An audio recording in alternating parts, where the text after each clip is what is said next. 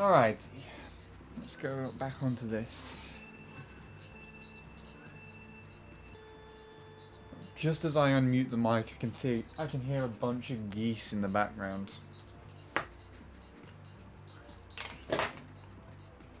Or did I? That's a good question. Maybe I'm hallucinating. I don't know. How are things going today? I'd assume if anyone wants to watch anything to do with MC3, they'll probably be at Fatality stream at the moment, as it's probably better than my MC3 streams, but whatever. There's nothing wrong with that. Hello, Princess Emma. First one here. Nice.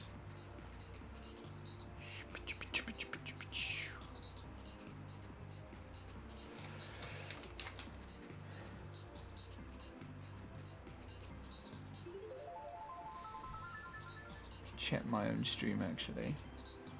Oh, Hypno streaming. I didn't even notice. It's probably hosting him before I went live myself. Nice, nice, nice, nice, nice.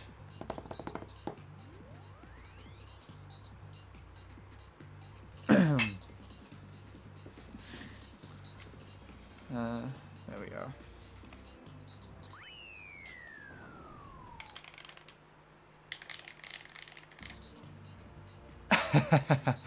Why does it always look like shit? There we are.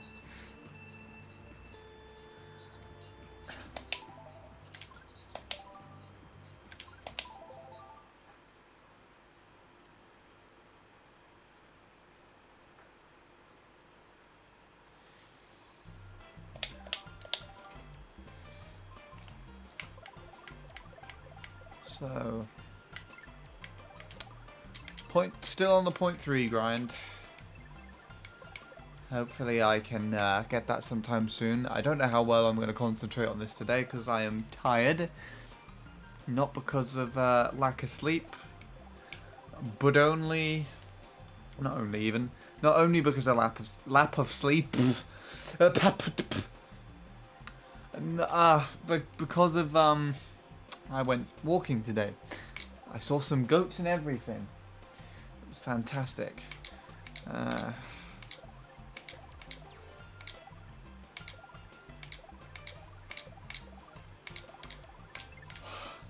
Right. I know I went that way round. I think I was just kind of wanting an excuse to look through most of the times that I've had. But yeah.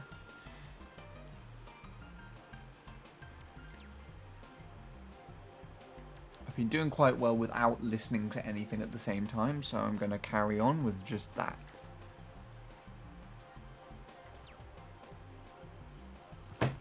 So, tablet can go off there.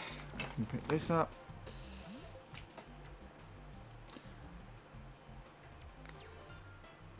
It's a lot colder outside now. I've got my fan right next to the window and it's just directly blowing me with cold air. It's kind of interesting.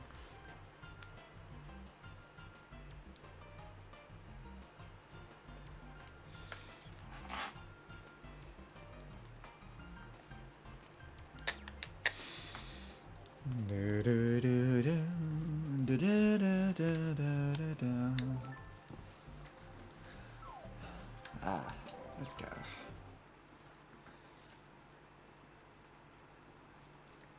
Now I've had time, I know where I need to be.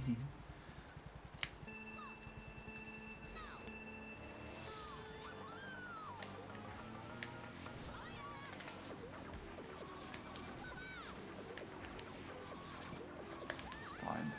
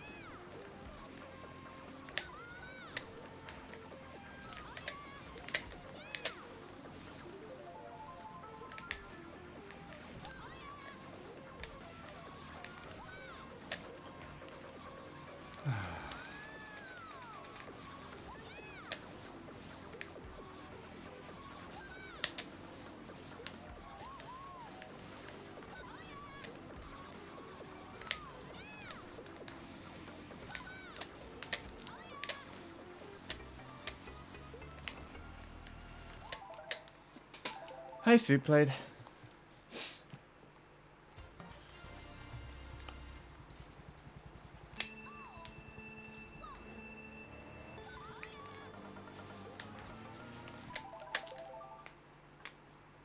This is creaking a lot, this thing.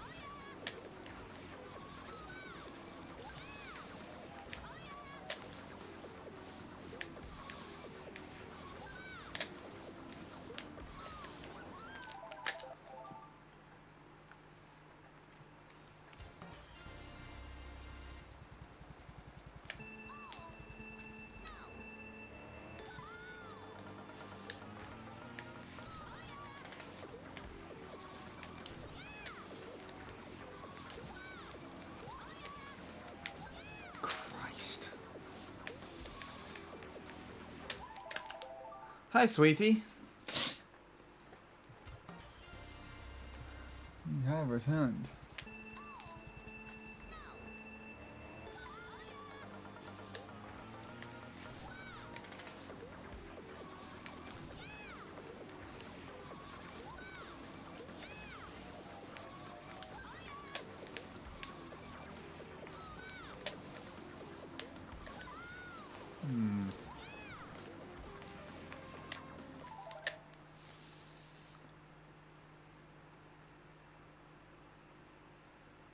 C2GP wasn't working? Well, what have you done to it?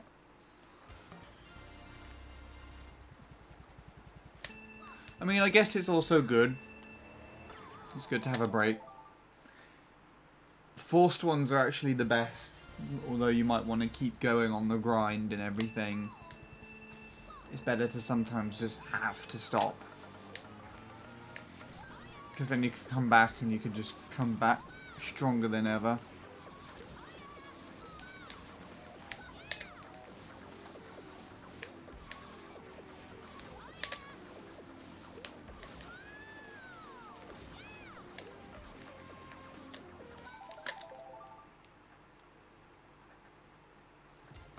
It didn't launch because of another homebrew app.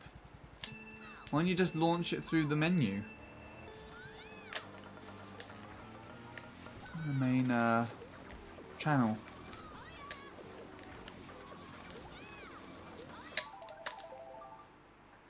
Breaks help a lot. Sweetie knows from experience. Having a massive 2-year break or something or other.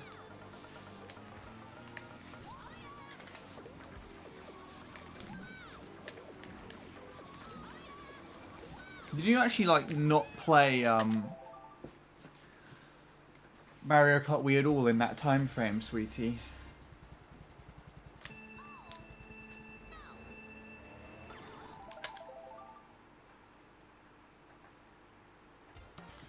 A custom menu single background. Is that the thing I've seen people do where they take the background on the C2GP menu and they add something else there instead?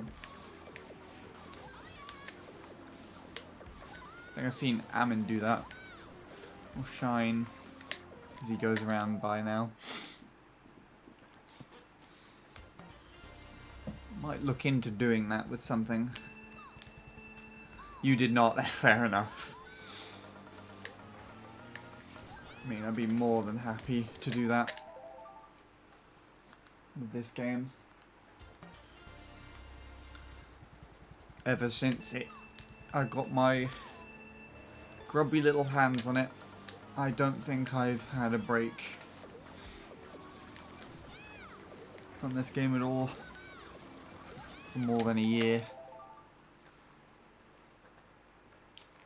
any time off of it would have at least expanded like over a few months. The longest most recently was all the way back in 2017, where I just didn't play for 7 months. Because I was playing Mario Kart 8, finishing off all the time trial targets I wanted there.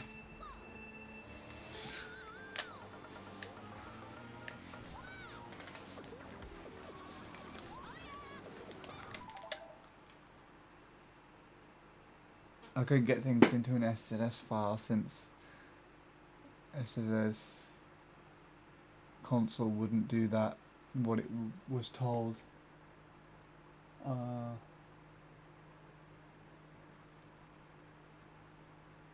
Interesting.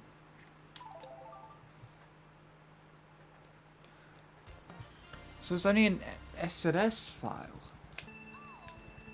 I didn't know that.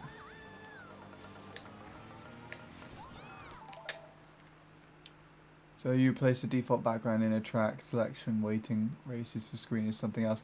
Oh, okay. Yeah, I wanted to do that. I've actually wanted to do that. I think, honestly, what I would like to do, if I am able to do that, or get someone to do that, is just strip out all of the background and crap and things rotating in there, and I'll just have the picture that I had taken of the oak tree. That'd be a cool background to have. Some of my own photography in there. Of course, you'd rarely ever see it because I barely play online or with my stuff on. But it'd be nice to have for when I do. It'd be nice. Thank you for the host, Aaron. I did use Brawlbox as well, but even when I put them in the my stuff folder, it didn't load. However, I think I might know the cause. Alright. Is that a tutorial, is it? I'd have to look at that some other time. But thanks. You had a Pingu gif. Oh my god, Pingu.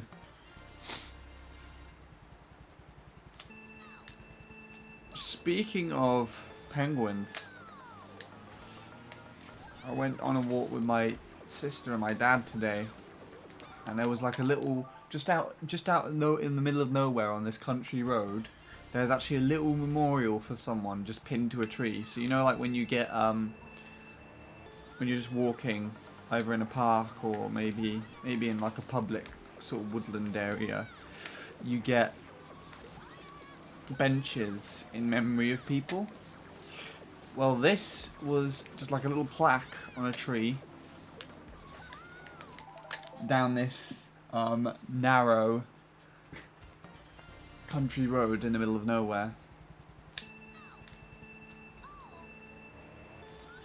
And on one of the roots that were jutting out from the tree, from the like the side, the bankment where the tree was, because of the side of the road having the ground to be dug away for the road to go through even. There was a little metal penguin, and it was like one of those Churchill dogs or something. You know, the ones that kind of just sit there and nod their heads. It's like a little metal penguin that was just sat there on this metal root underneath this plaque.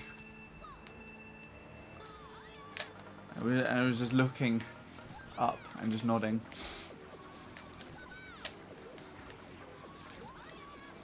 It's really strange, like out of all the things you would expect to see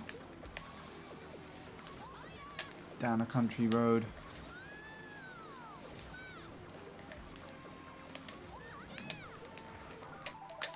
That one happened to be there. And then it's not the only thing we saw today. The reason why we actually went on this walk is because there is a tree that has sort of fallen apart.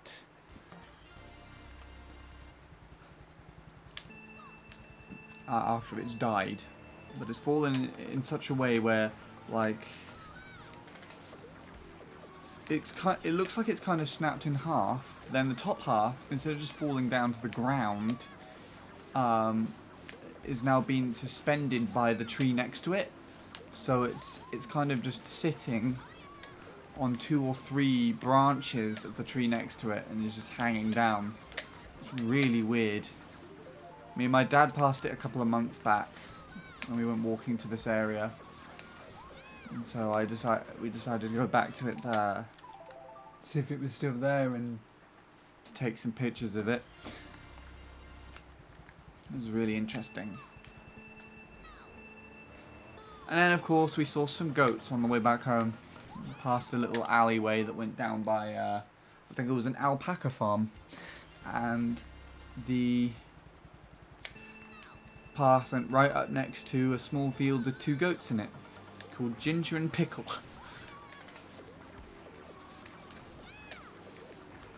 And what happened was they all just sat in the middle of the field. There was a little bit I could go up to and see.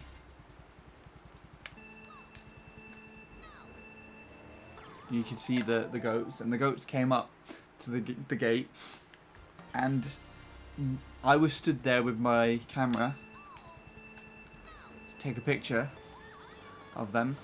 And what I didn't expect was that the goats would render themselves up on the fence. So they like put their 2 hooves up and then sort of stand on their hind legs up against the fence. And it took me by surprise as to how like far they could reach up. They weren't as tall as me, but in comparison to a lot of other people I know, they were around about the same height and could probably reach up higher. You know, if I was just dangling something in front, down in front of them, they could probably reach up and maybe actually reach past my height. Who knows?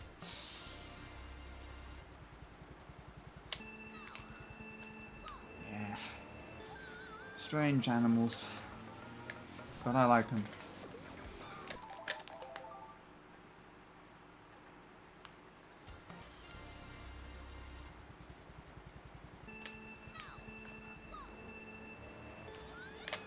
Just the first thing that I see in the chat after reading all that is just Suplayed saying his head morphed into a pipe or something.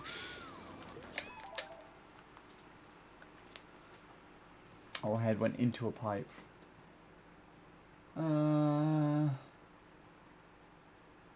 I missed anything important?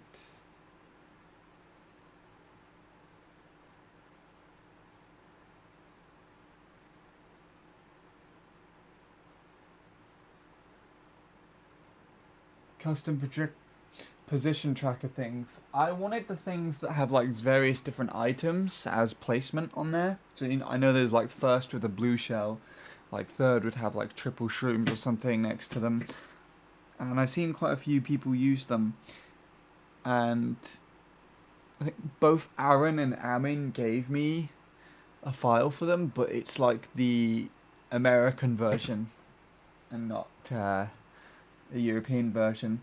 And I think I intended to at some point take the images out of that and just put them in a European version myself. But I never got around to doing that.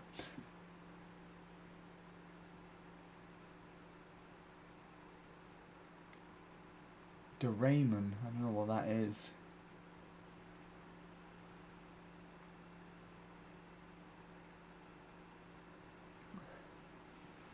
I presume you guys are helping each other, doing something. So I'll just carry on my own for now.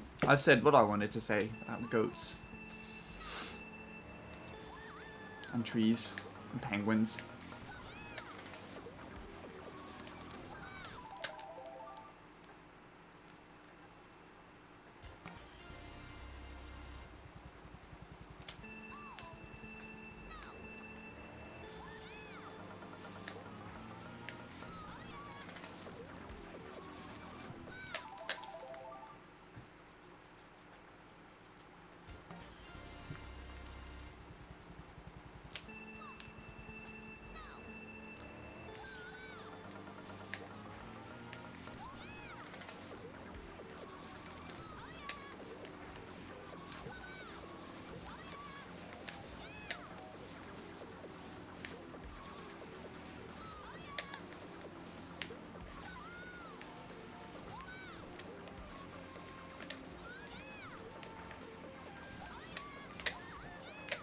Okay.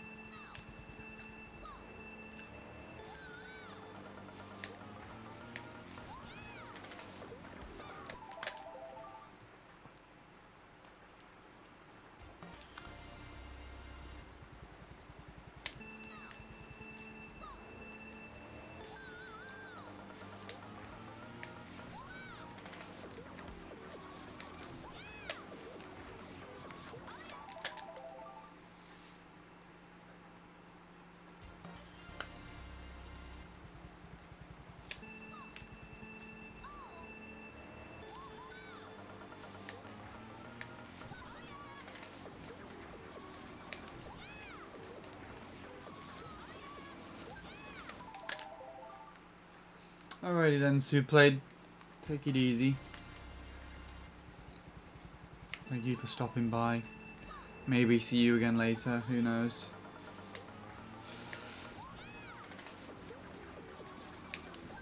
Oh crap. No, Sean. That's my dad's cousin's name.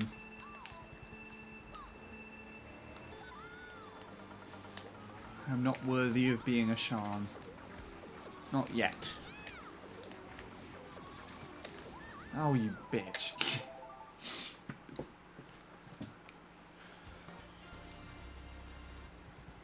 Sinead. That just reminds me of Sinead.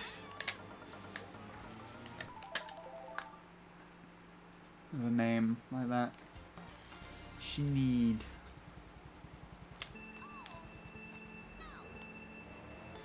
It's like, it's, well, just off the top of my head, it's the only name I can think of with aid. Other than like the way that it sounds at that, the end. I'm pretty sure there are others, but that's just like the first one that comes to mind. It's what it was based off on, fair enough. On, even, on, off. Why am I seeing that as the opposite now? It's a nice name, actually.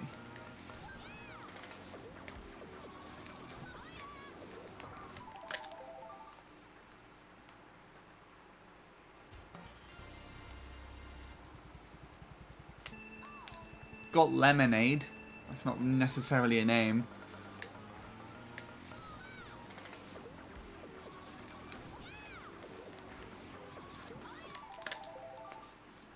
That's the only other thing I can think of.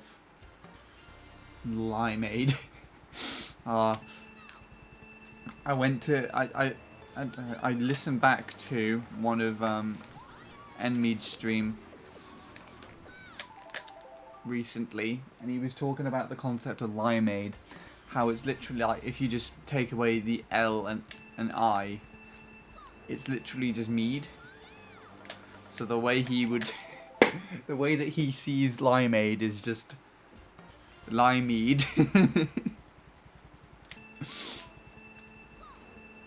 And then lots of people in the chat were just doing various different spellings or pronunciations of limeade because of it. It's like limeade or limiade. Ugh. Found it more amusing than I should have, to be honest. Now I can't see limeade to be the same way, to be fair.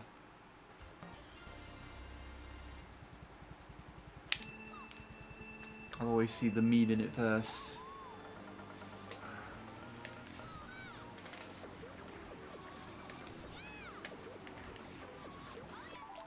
Lee mead.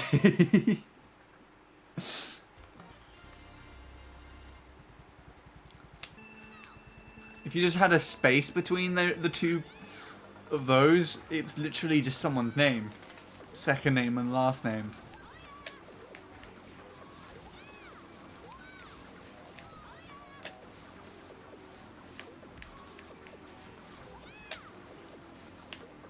Not anyone I know, obviously, but it just sounds like that.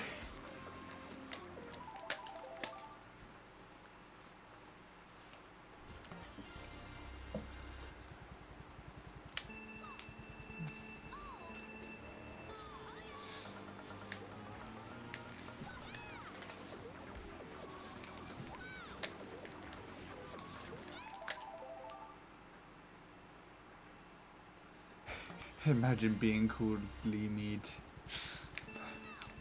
Or Lime Mead. Lime Mead. Poor bloke. Yeah. Did I ever tell you about someone I used to know? I think it was one of their parents used to have their first name was the same as their last name.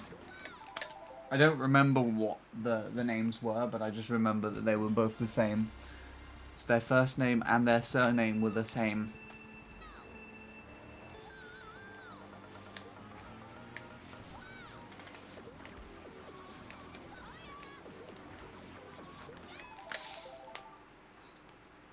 I'm not too sure how that even came into existence, but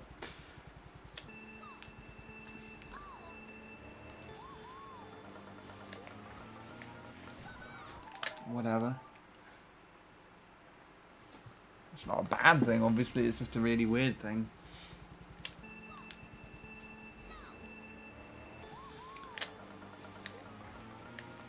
It's like if you had someone called, like, Connor O'Connor or something. It's like really weird.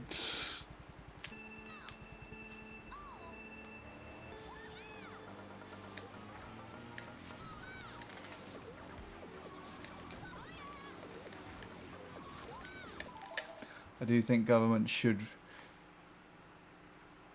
regulate names so celebrities can't name their children shit like Apple, because kids will be bullied for it. That's very true. Fucking Apple. Who named their kid Apple? If actually anyone's done that. I'm pretty sure someone named their kid like Compass or something really stupid like that. So soon, like, it's like, why?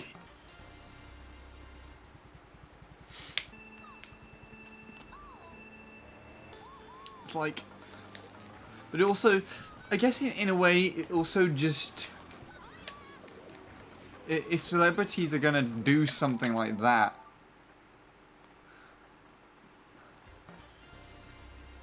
Gwyneth Paltrow, I did not know that.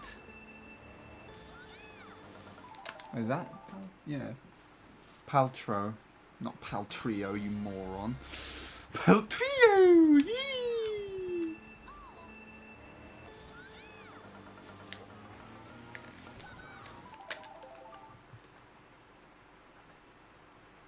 It's really weird.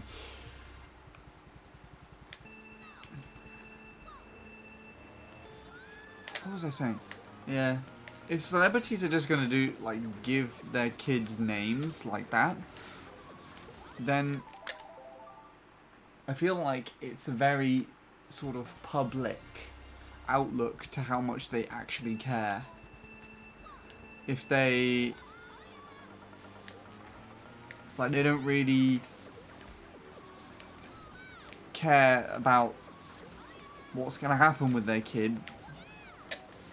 They kind of wanted to give them a unique name so they stand out, or a stupid one so that it will get people's attention. In a sense. If that makes any sense at all. Which is sad. I'm all for unique names and whatnot. Mine, in regards to the country I live in, is technically a spelling of one, but you know, it's not idiotic.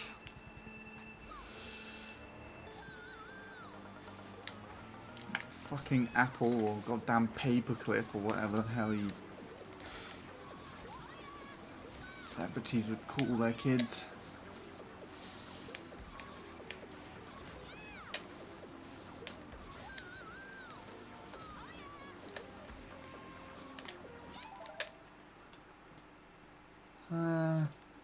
Celebrities want attention, and it's unfair on the kids because even stuff like jobs might not hire them. Maybe, I don't know. Yeah, I know. You're pretty much looking at it in a similar or same outlook that I am. It's pretty sad.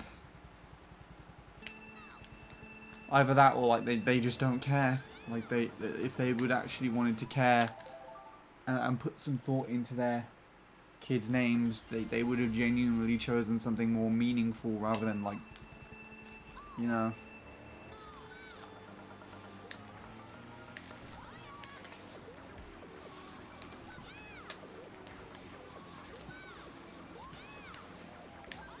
It's just weird.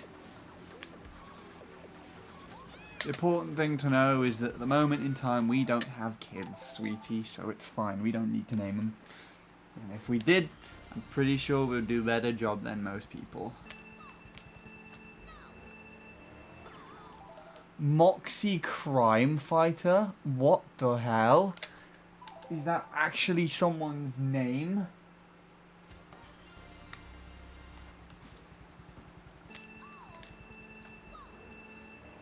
Moxie is something weird alone already. That name just sounds like a misspelling of Roxy.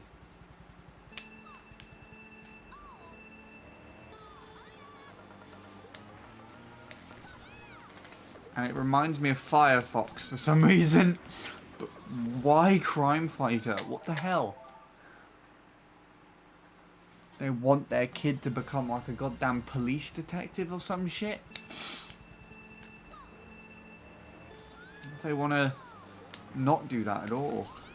You know, the irony behind that is if that's someone's actual name and they just become like a master criminal when they're older.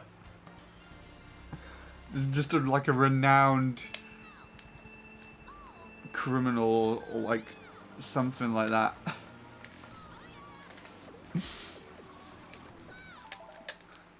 And the really sad truth is, if they really hate their name, they might grow up in a sense where they just feel like they're inclined to do that, to get back at their parents or something. Just do something really big and get arrested for it. Pilot Inspector. Oh. That's even worse. Name your kid Walrus Jr. Phone about to die. Plug it in quick. I want to hear some more of these stupid names. Pilot fucking Inspector. Why? I've seen pens with a better name than that written on the side of them.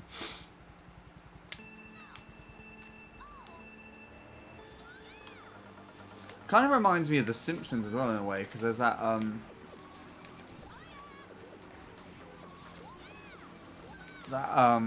he's not necessarily homeless, he's like a really poor guy who has like just tons of kids and he just names them after shit.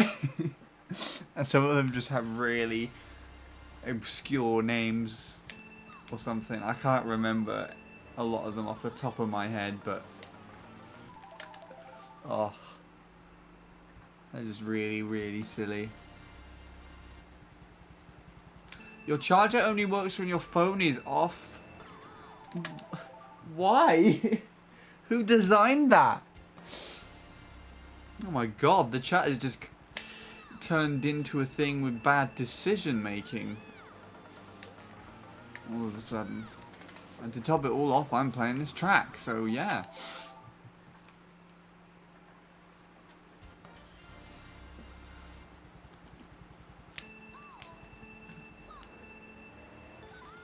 It's almost broke. Well, that would make more sense.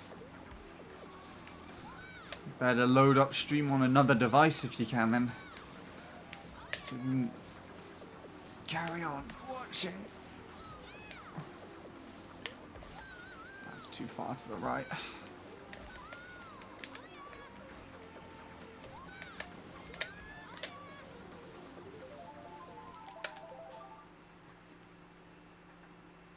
The chat is yours. Someone distracts Shadow. I wonder where you are on the leaderboard at the moment. I mean, Vivbot would jump in if you go up a place. Every time you're here without him being here, you're closing the gap again. I would do iPad but can't though. Reasons I can't be asked explaining. It's the part where like the iPad is on a cabinet to the side of you, and you go to reach for it and you barely can reach for it, and you're just like, ugh. Then you just can't get it.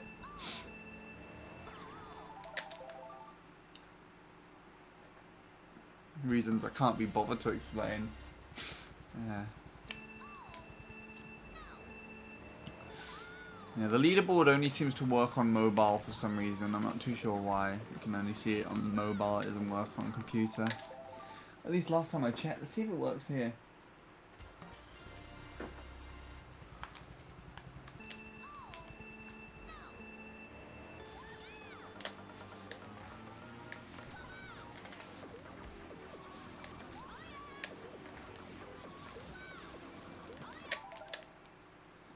You're closer than you thought. Are you literally only a few points away? I mean, Shadow only recently overtook you, like, within the last few months. You were up there for a long time, sweetie, and it's actually quite respectable considering that you had been absent from here for pretty much 2 years, and you retained second for that long.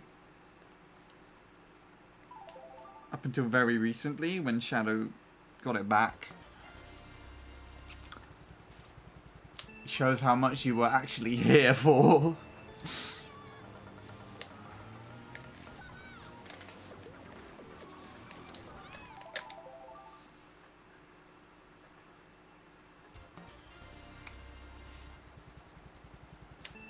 It's tonight precious. We've got a sweetie wall currently at the moment.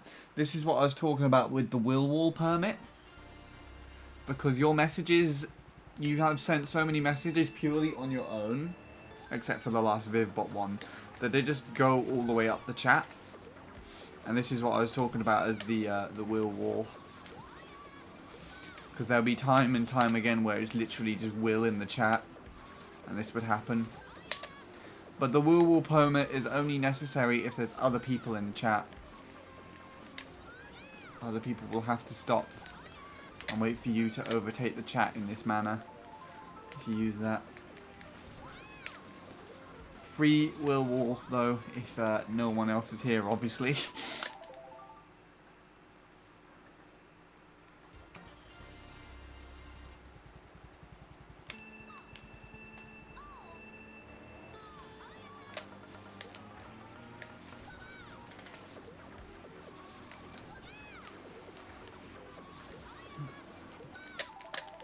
So it's been you and Soup played today, actually. And Princess Emma popped in earlier, before I was on stream.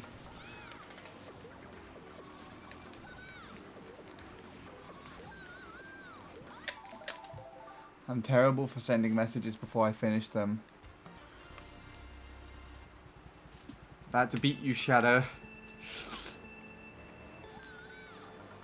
You say that and then your phone dies just before it happens. Oh god.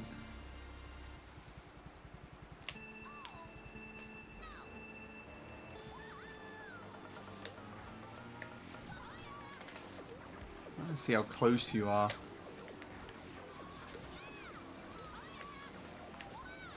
Oh, for fuck's sake. It's annoying. I was late. I was early.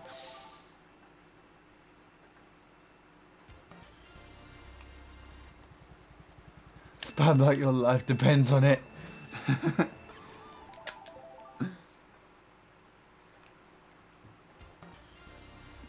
It will tell you when you pass him, I think.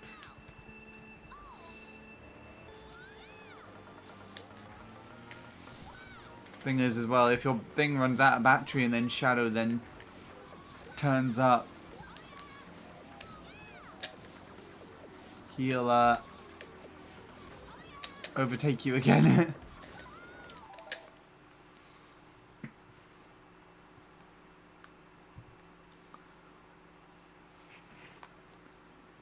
Oh, what's this?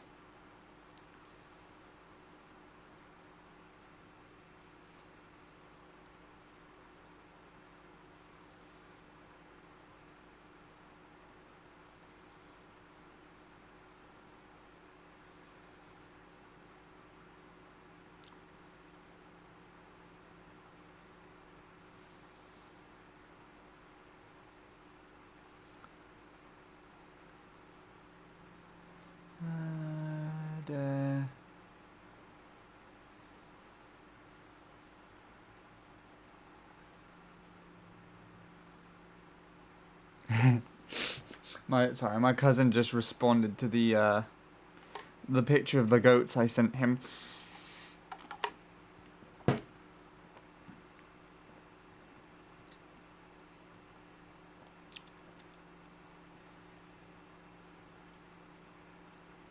Right.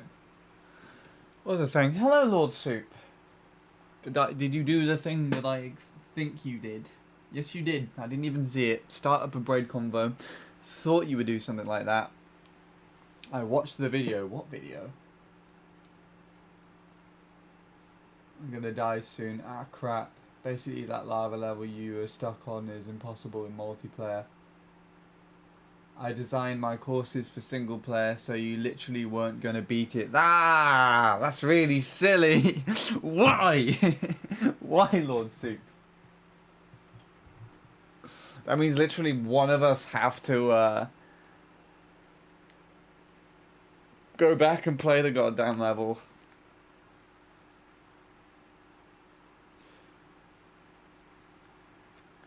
The door is supposed to reset the lava. I see. Okay. So what would need to happen is... Would we still be able to do the same if... Because in co-op mode... In co-op mode you can, like, the two people could die, but then you could choose when to respawn. So if, say, like, me and Ingamer died... Would we then be able to just let Neil go through the door on his own and then come back?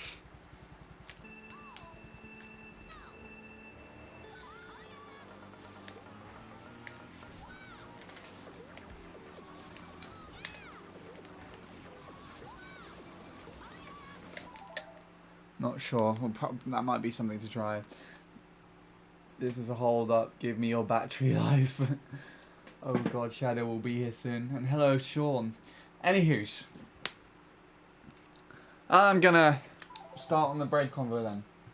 One of the things I don't actually think I speak about much regarding bread is garlic bread. And garlic bread is like one of my favourite forms of bread. But recently, with regards to garlic bread and anything else like, I think it's cheese and onion crisps or something, I've just not been wanting to eat them because you know that they have quite a strong taste, a strong flavour, and then you get that like after breath that sticks around in the back of your throat.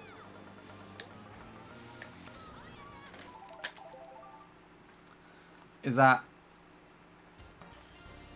what happens with garlic bread and, you know, cheese and onion crisps and things like that.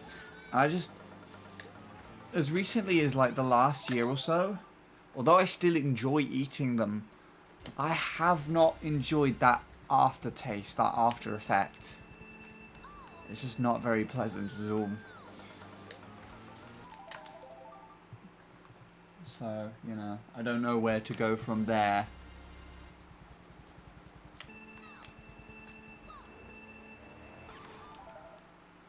You also massively cheesed the last level because of multiplayer, which I found funny. What, is it because someone sat at one switch and the rest of us went down to a place where we could just fall down and finish the level, whereas there was lots of I would assume a lot of other elements that you would have to use to try and get through it with various different switches.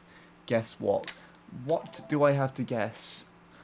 I would assume it would either be that there are more flies and moths in your room that you have to kill, or it's something to do with fatality on MC3, because I am aware that he was playing this track earlier.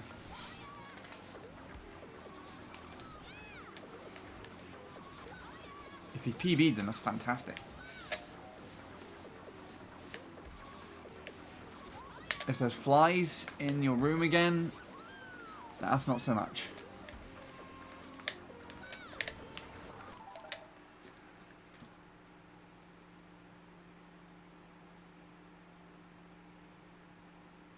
What the fuck is that supposed to be? Some sort of Lego advert copy pasta. Okay.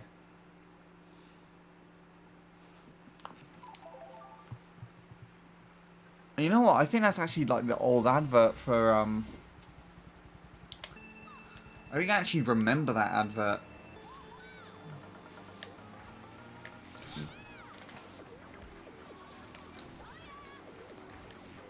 Oh, I remember an old advert. I remember seeing YouTube poops not so long ago of a Lego advert of some sort. I think as recently as March. I think KS188 did one. Might have even done that very same advert that you're copy and pasting from.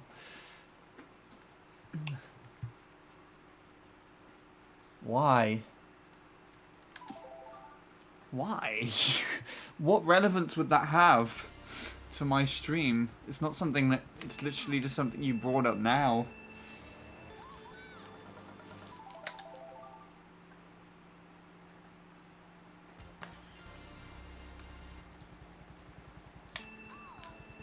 Your comment makes no sense. Single player, not multiplayer. Well, does that mean... I mistook the comment where you gave us your creator level, I assume.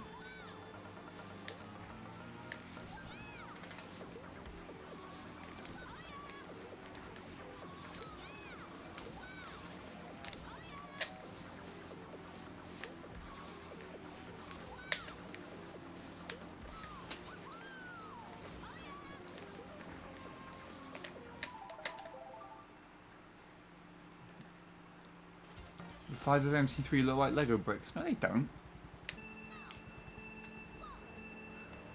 They've never looked like Lego bricks, in my opinion.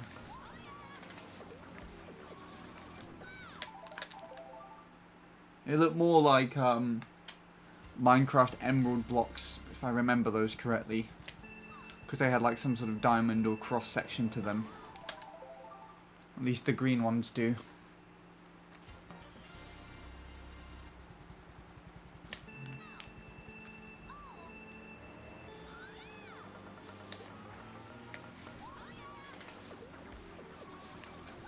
I remember actually having like when I used to play Minecraft, I had like a Lego texture, a Lego brick texture for everything.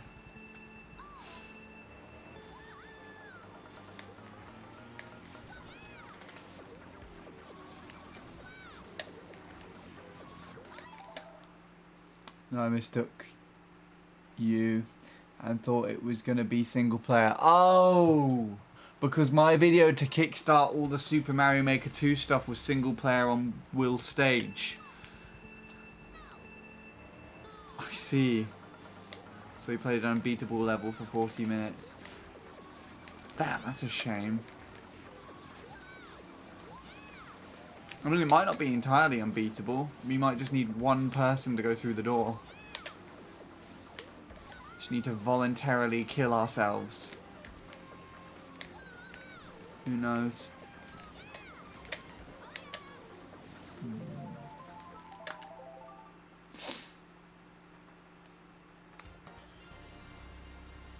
And hello, Wii Style.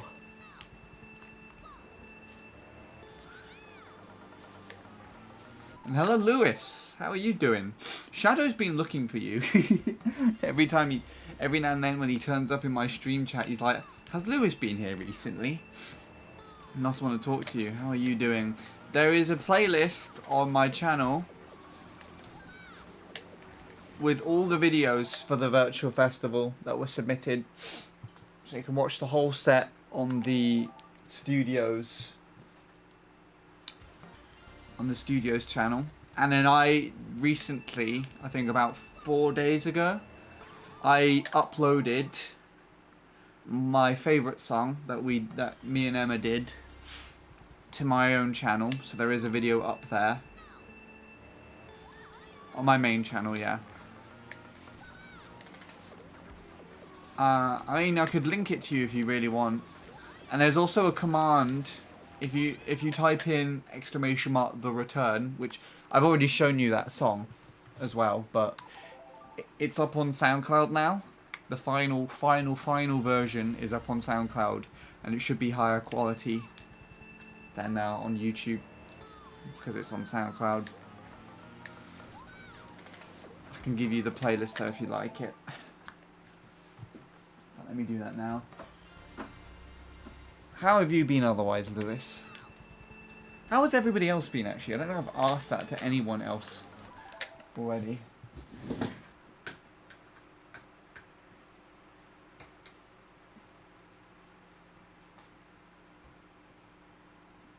Let's find it.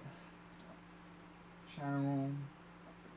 Yeah, there you go. So, literally, if you go onto my channel and it's the second playlist here.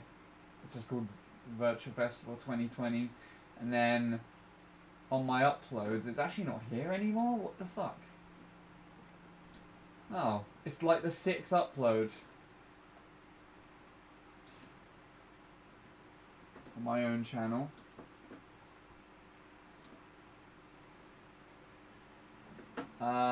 There we are.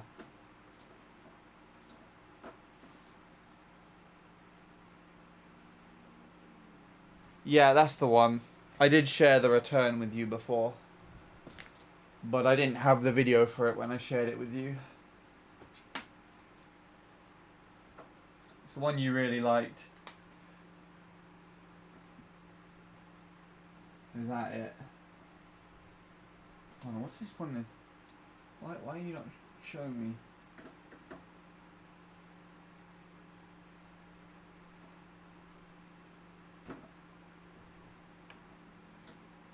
Yeah, that's the one. So I've shown you this one already, but this is the final video, the final demo that we had. I think we're still working on things when I sent it to you. this is the whole playlist. So it has that in, but it also has everything else that we did for the festival. It's not as good as the song that I sent you, in my opinion, but it's there. You're welcome. Or whatever your welcome is in Spanish. I know gracias is thank you.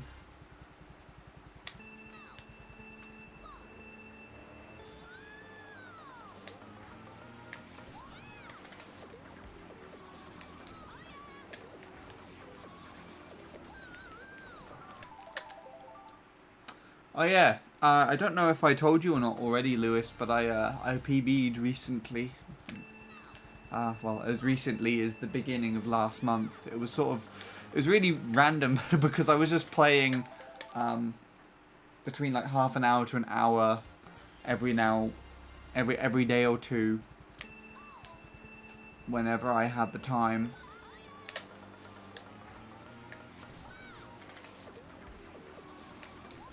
And that just popped out of nowhere. Like I was just getting like 0.5s and 6s, and that just presented itself to me out of just thin air, and I was like, oh, okay, well, that's nice.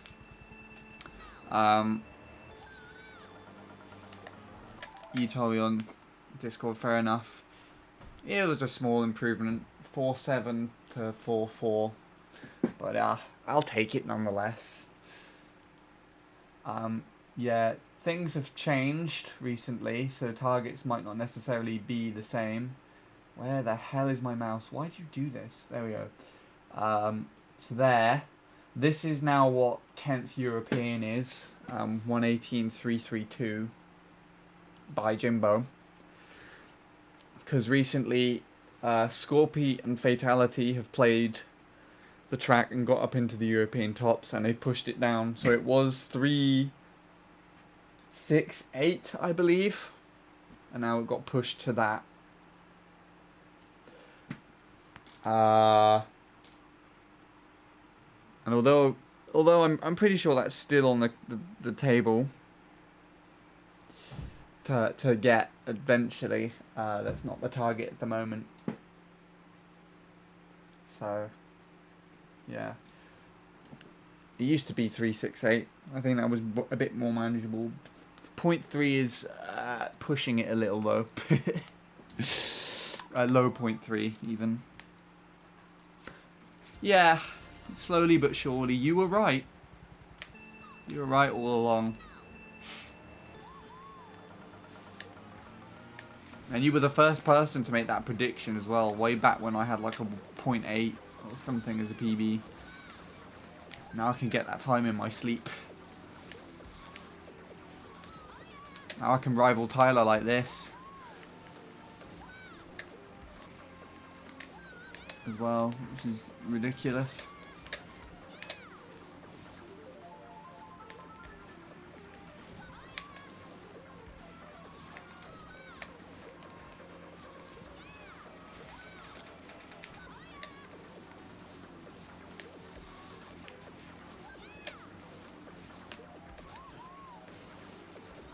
That's good.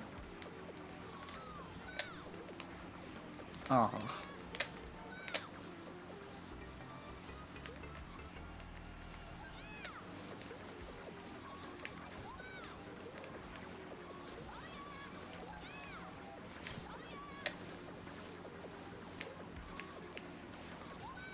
No.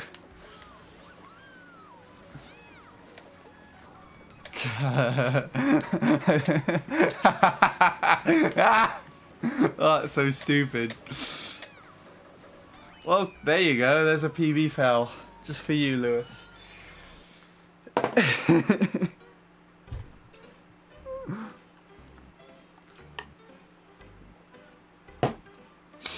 That came out of nowhere as well. Oh yeah, my top 5. It's really silly.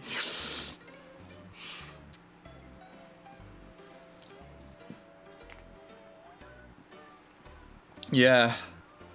Oh yeah. I get that a lot more often now as well, which surprises me sometimes, to be fair. What is going on back here? Hold on a minute. My chair keeps rolling back on some cables. It's a bit irritating. There we go.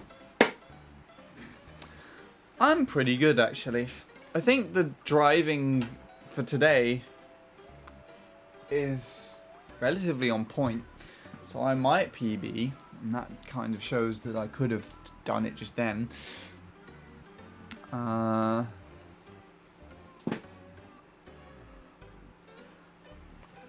Disregarding the track, I went on a walk with my dad and my sister today, and it was quite nice. Pretty enjoyable. We found some goats. And they took me by surprise. Because they were just off in the field, and then they decided to come up to us, and I was stood right by the fence. And they rendered themselves up onto the side of the fence, so they were stood on their two back legs right in front of me, and they were a lot taller, stood like that, and I thought it just took me by surprise. And I also found an interesting tree. There's a tree that's kind of fallen apart, where the top half has fallen down, but it's been caught in the tree that was growing next to it. So there's this massive sort of spire stump thing, and then like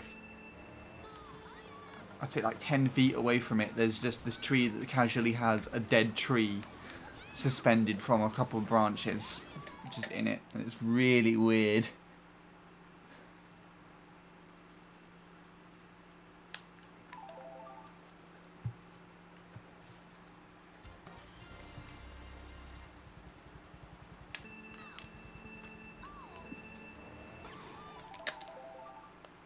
I would take it as a message though, like transformation or reborn anew, as in the tree?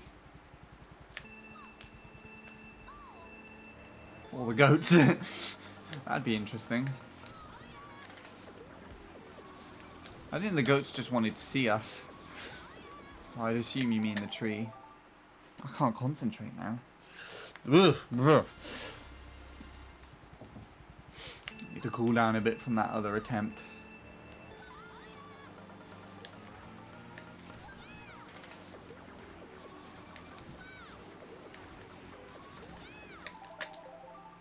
You're speaking about the tree. Ah, okay, I thought so.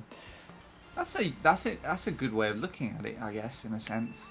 Nice way of looking at it too.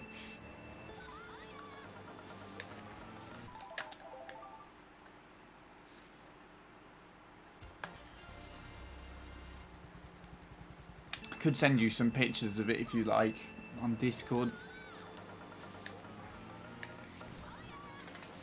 after this. I got some decent ones.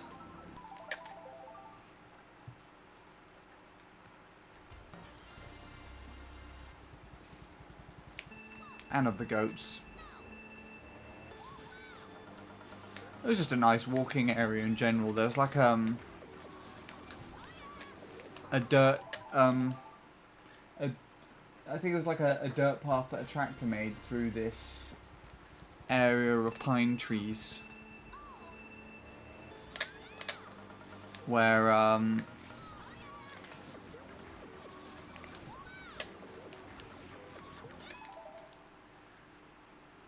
you can see the sun shining through the trees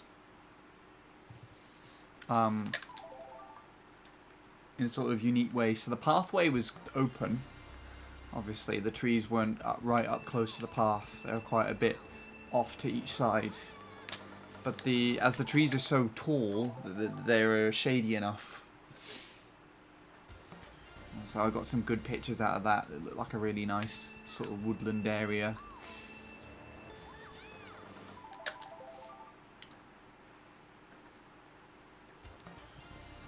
All right, I'll send them to you after this.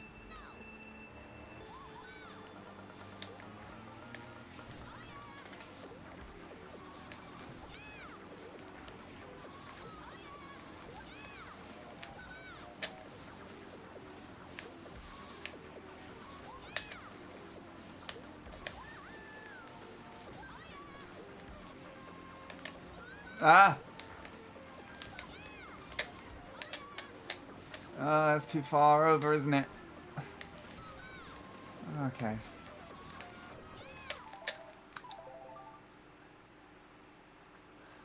I can just look. I can just send them all the original pictures to you if you like.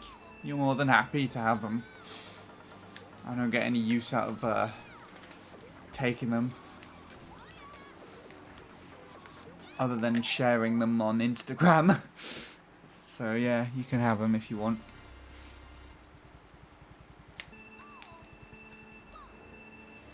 At least that way they'd be put to more use. And such.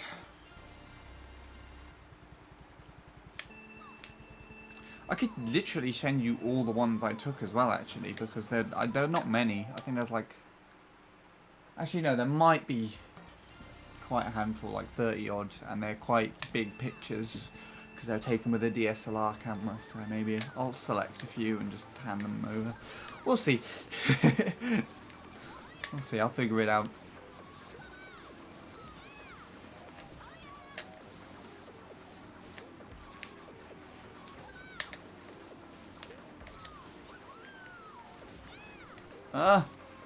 No.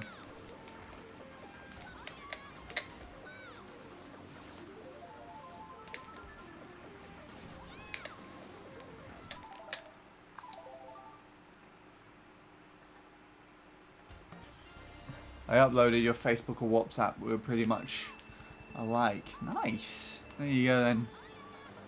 So you share stuff.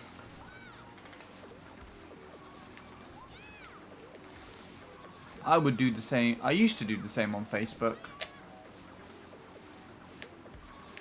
I've come more to Instagram though, because I think that's a much newer thing. So I have, I follow and am followed by more people who I'm currently sort of more involved with in life, like all my friends from the studio, and then family. Got online friends like Jacob and Jordan who are on there too.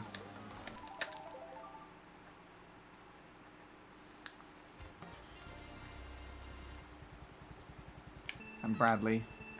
But Bradley barely uses his.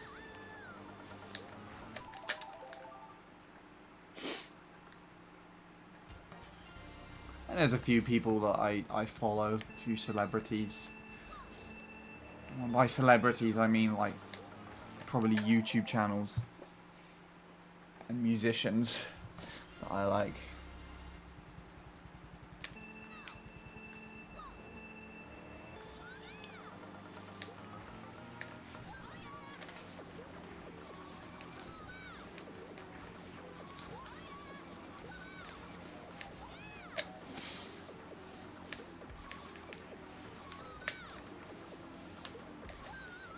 Ooh.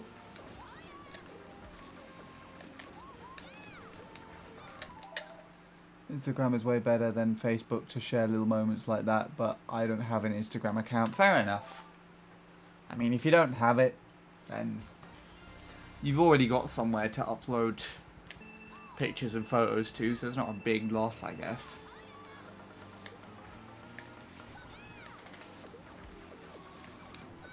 There's lots of people on Facebook from my primary school, secondary school, college and stuff that, although I'm okay with them seeing stuff I upload to Facebook, there's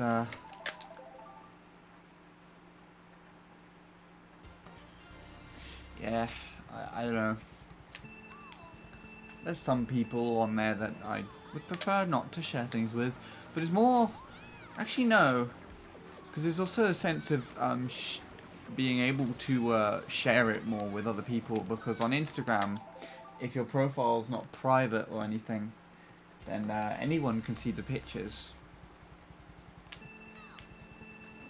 Whereas on Facebook, it's literally if you don't have anyone added, unless you have someone added as your friend, then they won't be able to see it, what you upload. Unless you change the privacy settings, but I don't know.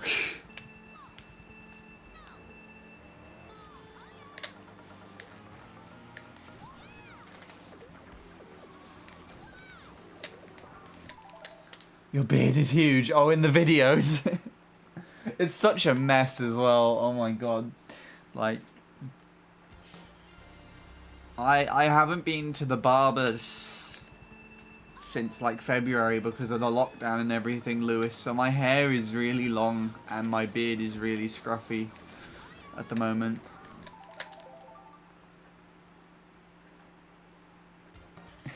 You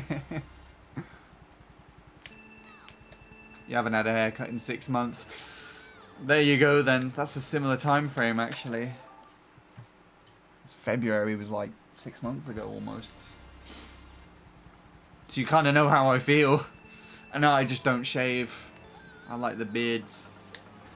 So it's just gone all over the place like some sort of bramble bush.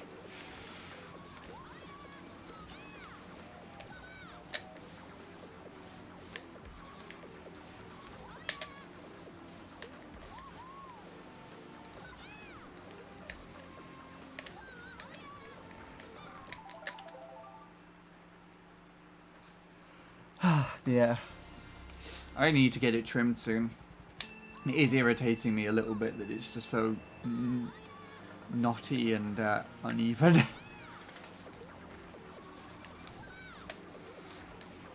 There's only so much I can do. The problem is at the moment, I believe if you want to go to have your hair cut here in the UK, your beard looks good to me. Okay, I that's good news then, because everyone else is just saying it's too scruffy and it needs trimming. But if it looks good to you, then everyone else can just shut up. Because from experience, I know that you're the most right. Right? Yeah, what was I actually saying? Yeah, if you want to get like a haircut or something at the moment in the UK, you need to wear a mask. And although that's all good and everything, I don't have anything against a mask, wearing a mask or anything. Masks kind of cover up beards and moustaches and whatnot, so although I could get a haircut, the beard will be another problem entirely. I wouldn't get that sorted out or fixed at all.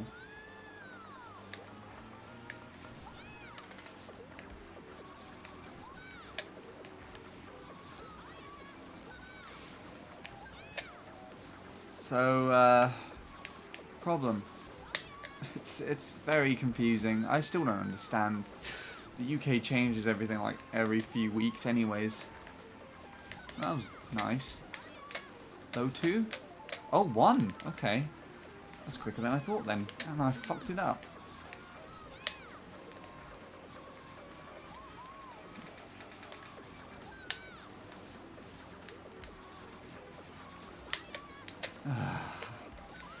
I like going over to the right a lot recently, I've noticed.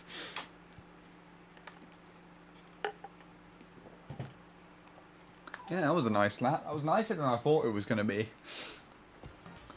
I didn't think I did a good enough ending to justify a 0.1, but I guess I was wrong. That's one of the things that have improved for me as well, Lewis. At least every... No, wait. Oh, let me structure this sentence correctly. I get at least 1.1 every session. Most of the time now. If the session's going well, of course. Oh, this is new.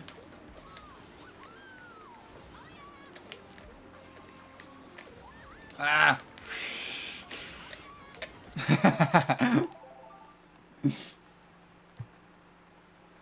And I laugh off attempts like that as well, which is good.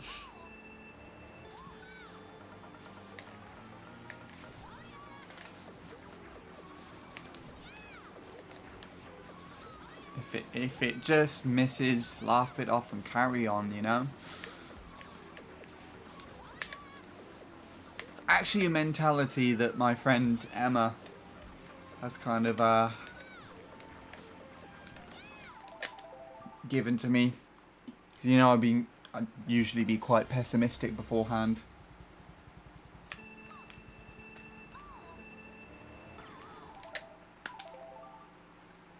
almost every session. If I just said every session, it was supposed to be almost every session. Because almost every session is most of the time.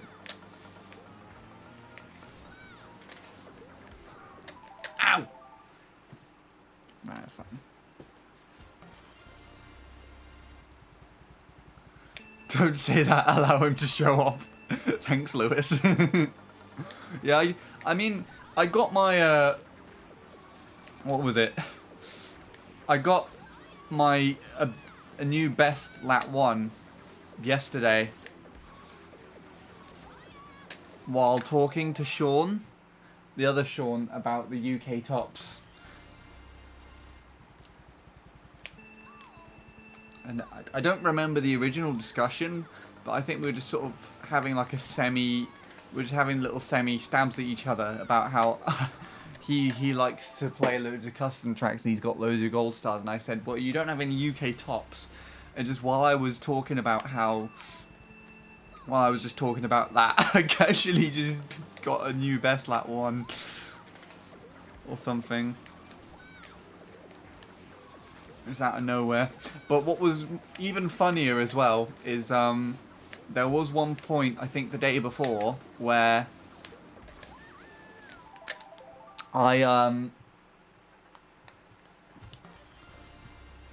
that someone came into the stream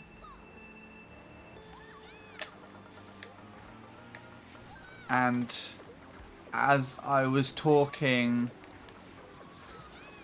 and they asked me what my best lap splits were, and as I was telling them the best lap splits, I almost got a new PB lap 1 there and then.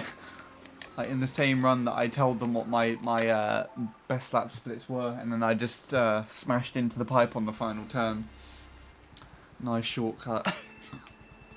I assume I took a wide one somewhere.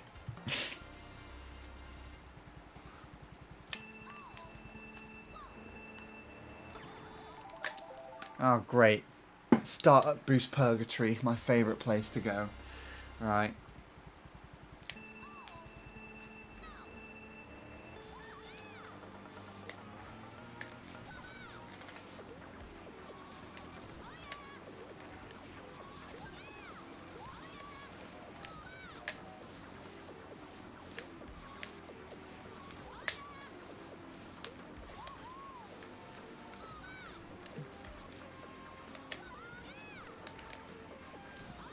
I think that was a little late.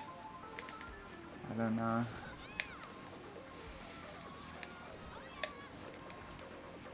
That was a little early. Hate to ask, but is it possible to go inside of the pipes? These pipes.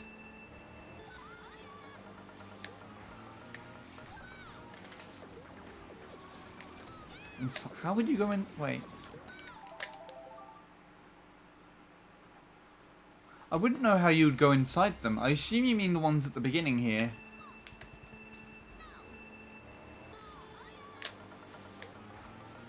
Like these ones here. Just go inside them there or something.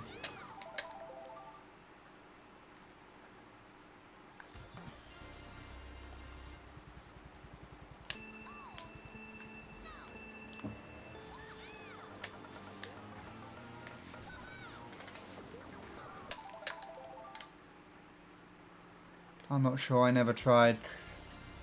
I think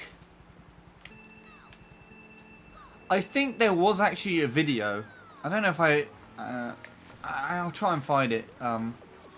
There was a clip where someone did actually do like a spin drift across that little turn. Where they went across the dirt. The thing is, I think in doing that, they released the mini turbo slightly later coming out of that turn. So, well, let me try and find it. YouTube. See if it's still about.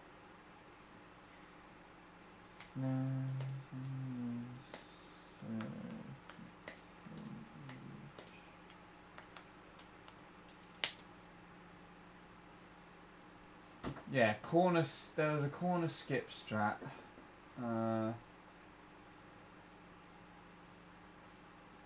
Or someone did it with Bowser Bite though. Where to me it looks like they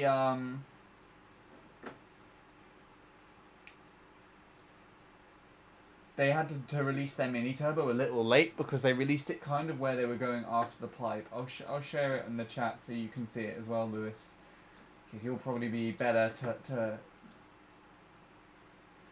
be able to look at it a little bit better.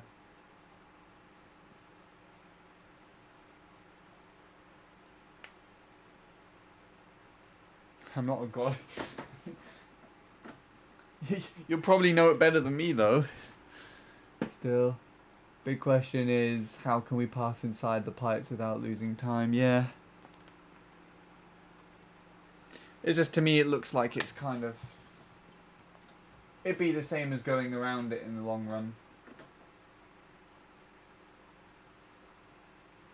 Because yeah, he's releasing the mini turbo just by the side. You already have the knowledge. Oh! Was I right? Did I figure it out?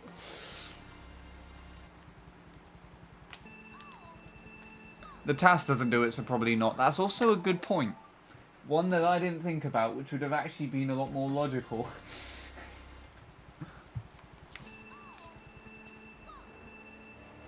He lost time.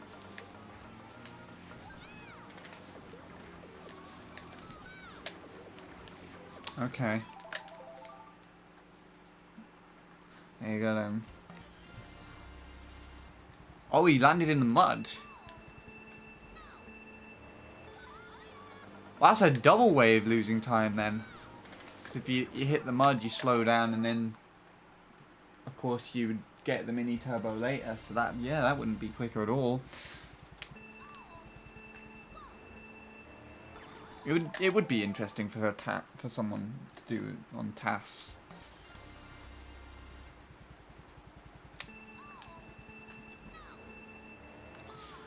I would think though that if that were to become a strat on this track, and if it was somehow faster, it would probably be the hardest part.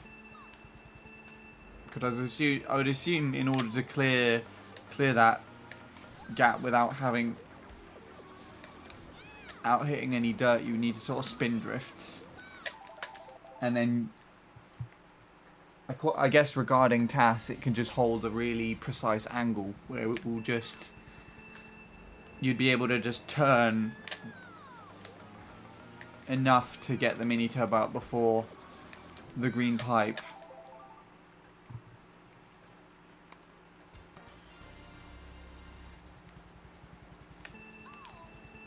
But not so harsh so that you would hit it, I guess. It's interesting. It's an interesting concept. Hello, Shadow. Shadow, you might want to check the leaderboard because I think Sweetie said he was really close to beating you on the leaderboard, and I think he could have done it, but his phone ran out of battery, I believe. So I think he's really close to you now, but his phone just ran out, so I think he barely missed overtaking you. If he did though, he wasn't able to see, and neither was I, so you would have to let me know. How have you been though? Also, Lewis is here, so yay. Let me read back up in the chat a little bit.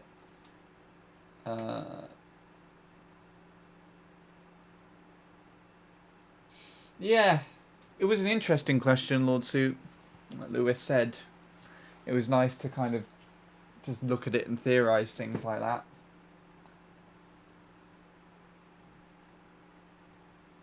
Yeah, it would definitely be different.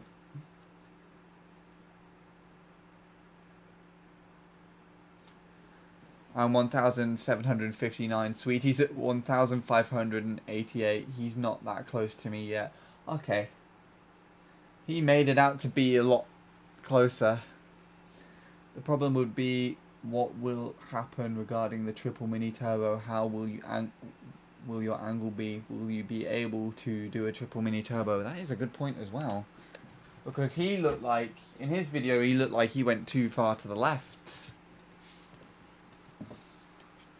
So there we go. Anyways, how have you been, Shadow, as well?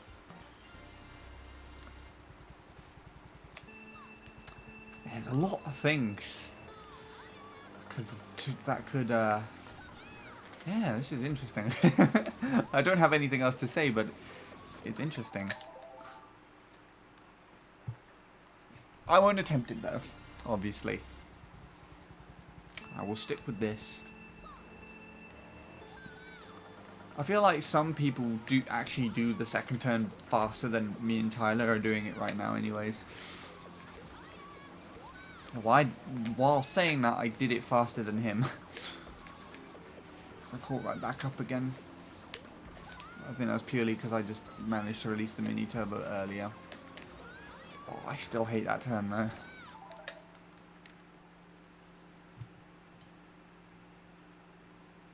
Already showed your snowfall. So, oh, you mean? Oh yeah, in the festival, I played it. Live on camera. So I know I already uploaded it months before.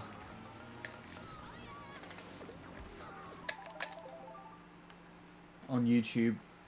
But yeah, that's just a live version of me playing and singing it at the same time. It's a really tricky song to perform actually. But it kind of makes sense because I never intended it to stay acoustic. I wanted it to actually be like more orchestral. So the chords are a bit more intricate. You can see me looking down at the guitar a lot of the time to try and play it. Would you mean nervous as in having my song shown on the virtual festival, or nervous actually playing the song? Because I think regarding the virtual festival, I mean, I was paranoid that it might not go the way I was expecting, like something bad would happen, or maybe they would look at something that I got and be like, yeah, this guy's not that good, let's just not show him in the performance. Or like before the festival as well, I had something horrible like some really stupid paranoid thoughts where like maybe Emma, because she was putting together all the videos and the main demos and everything, something might happen where she would just turn around to me and say like, yeah, I can't work on this anymore, you'll have to finish all of this off yourself. And I'm like, oh god, I don't know how to do that. So I had paranoia and like stress over that. Stress over just trying to record the videos, because when I was recording everything for 3 days, there was a heat wave which rendered my room, basically the entire upstairs, completely unusable for like 3 days because it was just far too hot to be up here. And so I couldn't record, and I was just having to sit downstairs with a fan and just be like, oh, I got stuff to do, please go away, you disgusting temperature. So there was stuff like that. But regarding the actual festival and the performance itself, it's not too dissimilar to what I'm doing here. You know, I'm streaming and I'm talking from my room, which is the same place where I recorded all the festival videos and stuff. Plus, for the festival, I had Emma with me, and she was working alongside of me, making sure that I wasn't pessimistic, as I was saying earlier.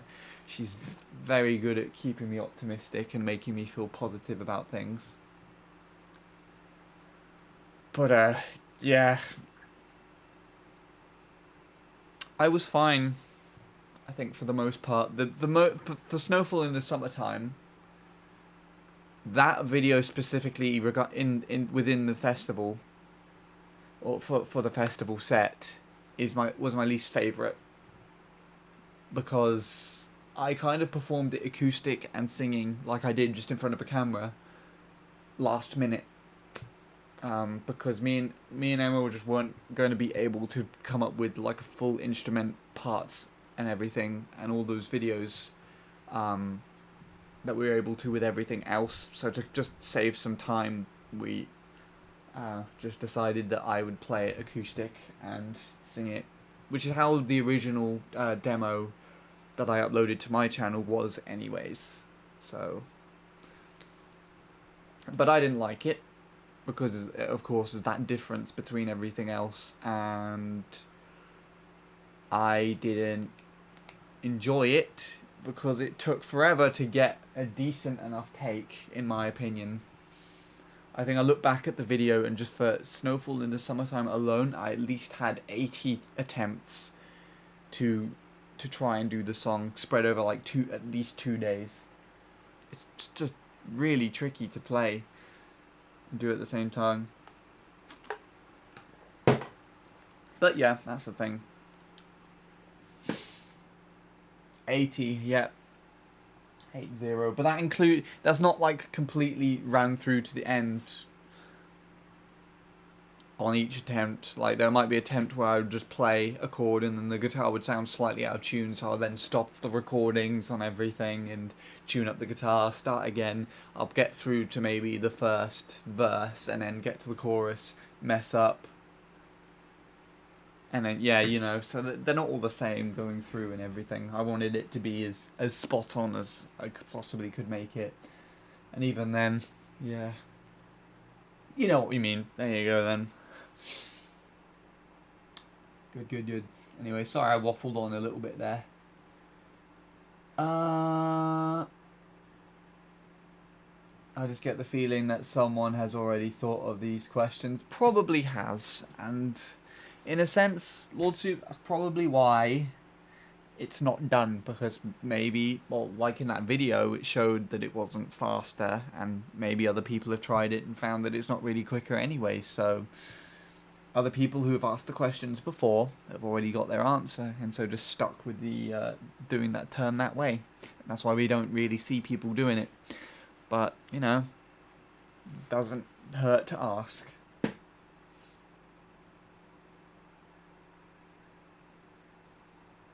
And Shadow's doing okay. That's good to hear. Good to hear.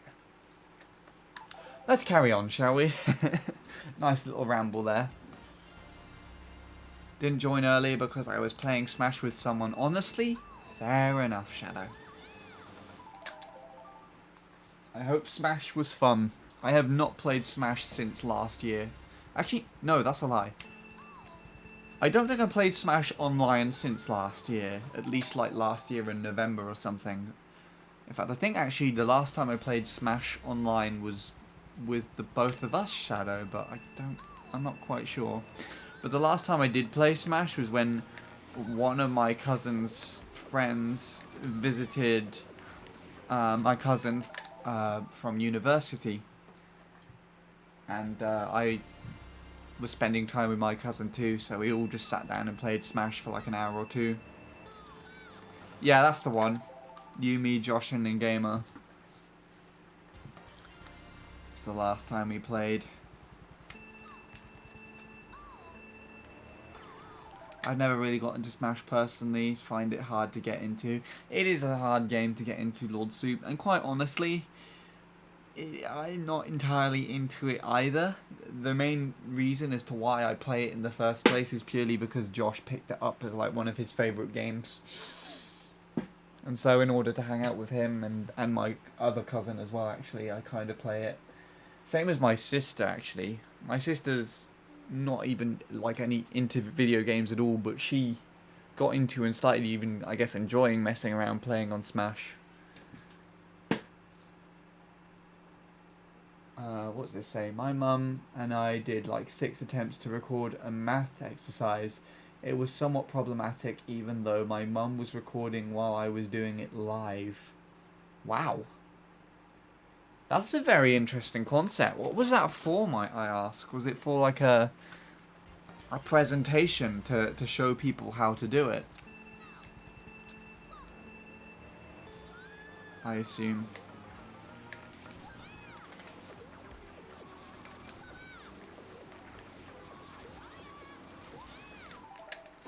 I know breaking music down into its core concepts regarding theory is pretty much maths. And it's quite an interesting topic revolving around my life and maths, because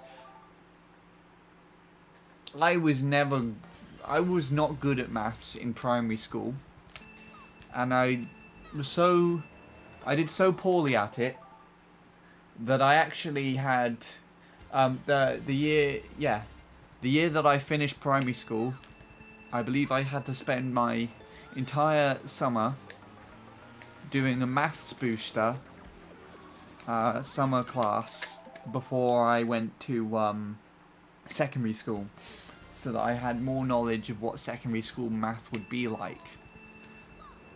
And in secondary school, for the first the first 2 or 3 years, I just wasn't that good at maths either. But then, somewhere down the line, I don't remember what the hell happened, although, really ironically, no, not ironically, that's the wrong word, coincidentally, my bad, it kind of lines up around the same time that I started properly going at it on this game. I randomly started to understand everything and actually enjoy working through things, like all the algebraic equations and figuring out Pythagoras and stuff. All of a sudden that just sort of clicked, and I was just able to do them quite easily. It'd still take me a bit of time, but I would often always get the right answer. And so, like, coming into year 10 and year 11, I was actually one of the in the top end of my class. I don't know how I managed to do that. Evolution of the mind, I guess. It's the best way I said. I wonder how competitive Nil is in Smash. We tried playing that one time when you messaged me, but reasons prevented us from playing together. Nil would... I see on his Snapchat stories, Shadow, when Nil played Smash 4, he had like this portable setup where he would have his Wii U in a case with all the things and everything, and on the top half of the case had like a screen. The bottom half had the Wii U and everything all plugged up to the screen and everything. And what you do is you take that case into college, and then at break times and everything, he and his friends would just sit down and just play Smash constantly. So he had a lot of time in his spare time in college to play with other people that were also into the game in person. So he had a lot of experience regarding that. And it's the same said for Smash on the Switch. You know, when that came out, he did the same thing. Someone took in like a little portable screen and then brought a Switch along with them, or Switch dock, and then it would all connect up together and just play locally on that screen. And if you look at Nil's profile, he had like over 1,000 hours, and that's purely because he would play with his friends at lunch breaks and everything.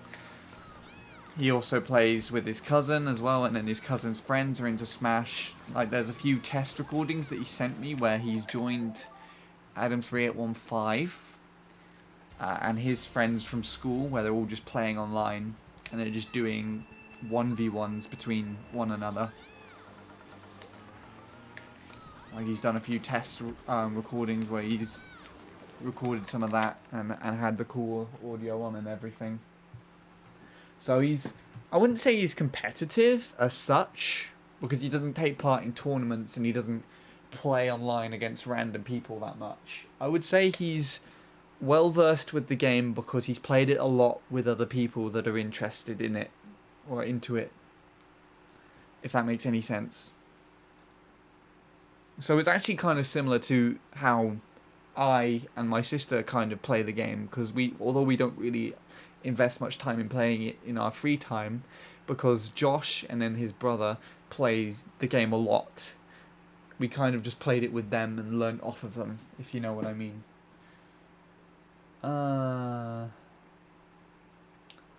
Something like that. I was solving the exercise explaining the reasoning behind every step I did. Oh, okay. So I guess it was like just some sort of tutorial. That makes sense. Math has never appealed to me. I was so lucky to pass it, didn't even study. Fair enough.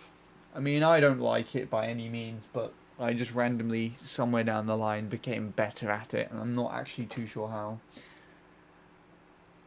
Most people don't study that much, or they learn slowly.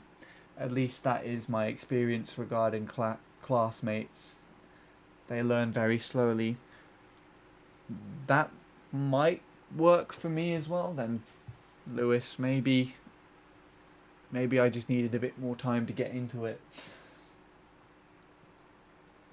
I feel like I didn't learn anything in the last 2 years taking math. I just remembered stuff from the past 3 years or so.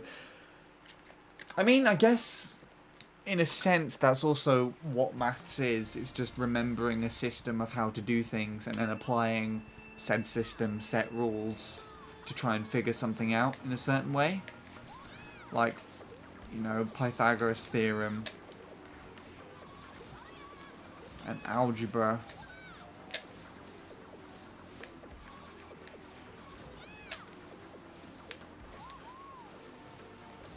They work a certain way. One of the things that I really didn't like in maths, and no matter how hard I tried, I couldn't do it because I couldn't break my...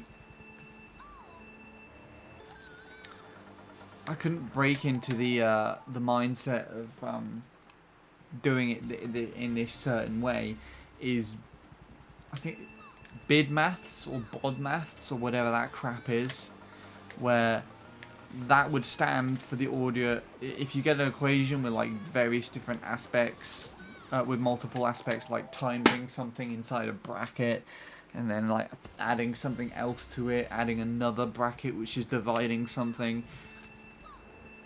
Oh, what you're supposed to do is solve the equation in the order of bid maths. So like each letter in that, I don't even remember what it stands for,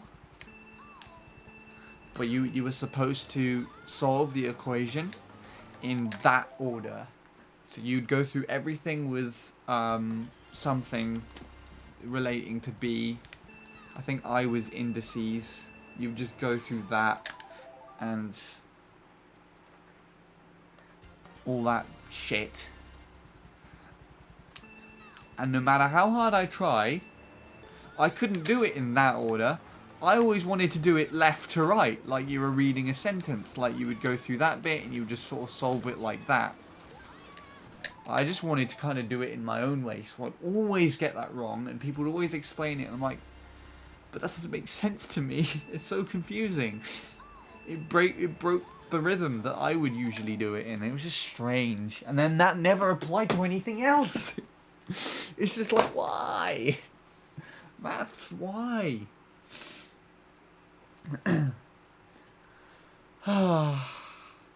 Goddamn time.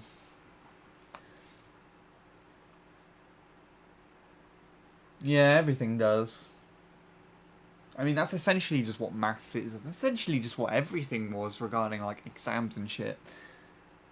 If I remember correctly. If the opportunity with Nil ever arises, I'd like to... Wait, what does that say? I'd like to message him privately and see if I could plan it, although neither of us can guarantee things, and we don't know each other very well. I mean, there might be an opportunity later down the line, Shadow, where I do end up organising another Smash session, or like a Smash stream, and you'll be able to play against him again. Who knows? I'd like to, once I've finished this point 3 for the time being, do a bit more Switch streams, like playing Deluxe and Smash, so those chances could arise. You never know. It depends from person to person. The best way to grasp the knowledge is to combine practice with reading. Also try to make connections. Yeah, that's actually true.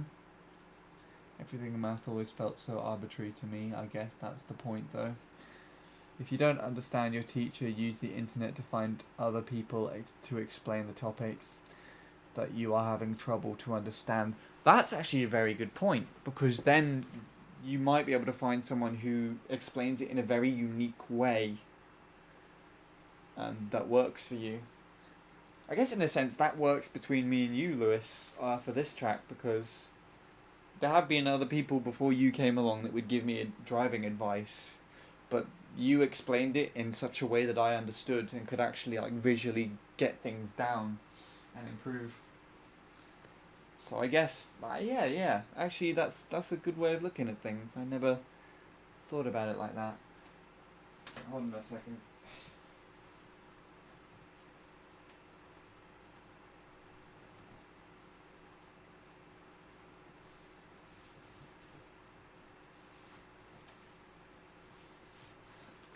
It's a tad cooler now, so I'll just put my longer trousers on. On the subject of mathematics, despite being a student in school, I've acted as a teacher by helping my classmates out with other math problems. I help them with fractions and difficult multiplication and division. That's probably a really good thing to do, Shadow. Looking out for your peers. Teamwork. Because I guess you could also you'd be more inclined to be able to look at it more from their perspective rather than a way that a teacher would do so.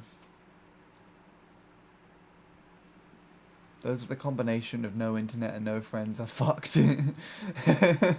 Oh no. And then Lord Suit just completely floors out everything around that. That works. You probably understand your teacher's pain when students are not comprehending. That's also a good way of looking at it too.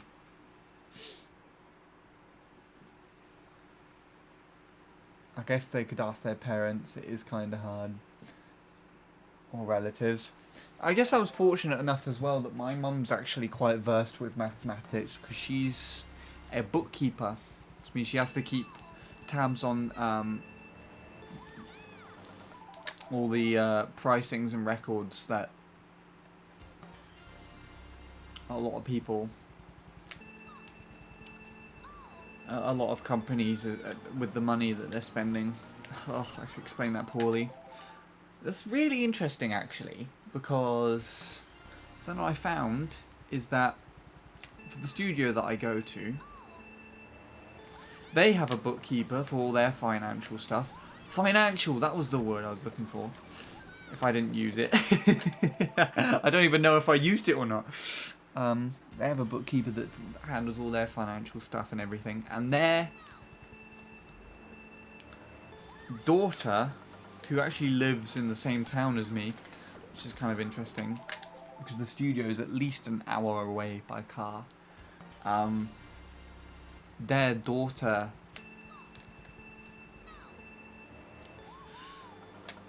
co-writes a lot of pop songs and also a lot of songs for TV shows and advertisements and everything, which I thought was quite interesting.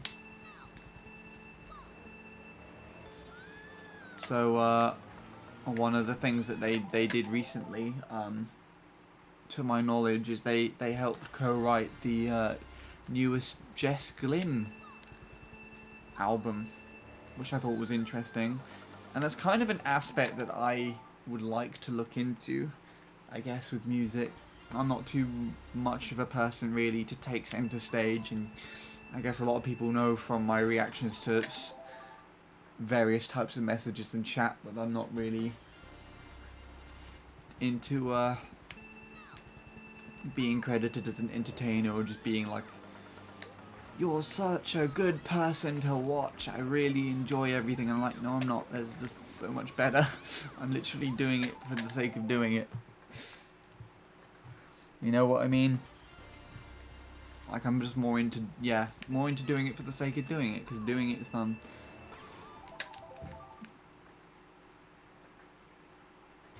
I just thought that was an interesting relation.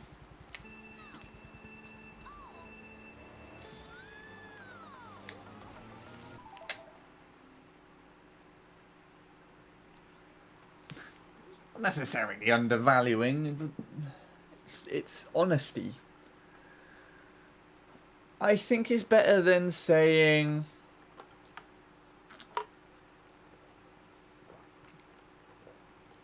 alright guys, check out my stream, you fuckers.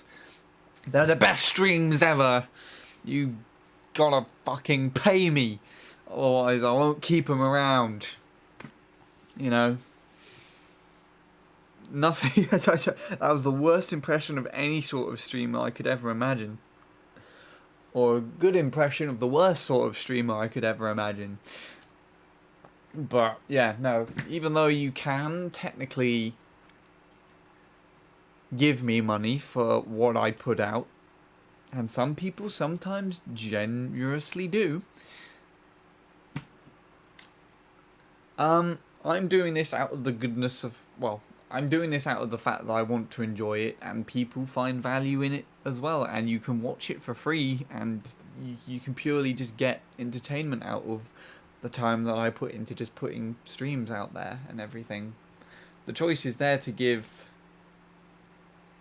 money, give donations and things, but I don't ask for it because it's not something that I make out to be like a job or anything like that. There's nothing stopping me from running an ad. Like, I could just literally just go boop and then, you know, earn money.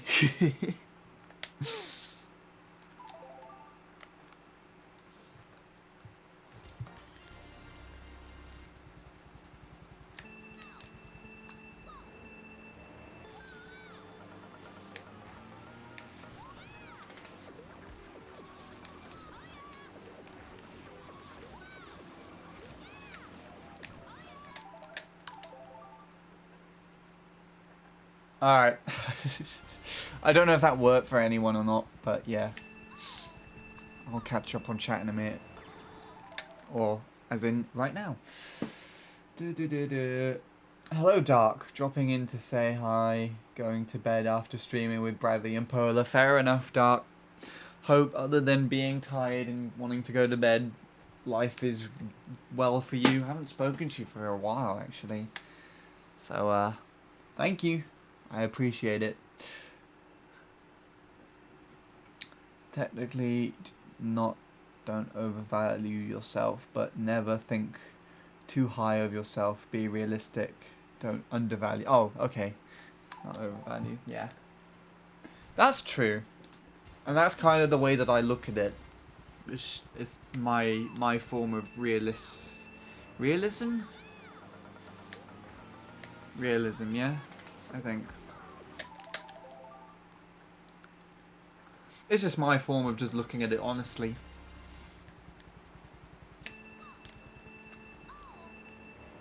Yeah, if it's good for you, then yeah, I can't choose for it not to be good in return. That will always be down to the viewer and the people that hang out here.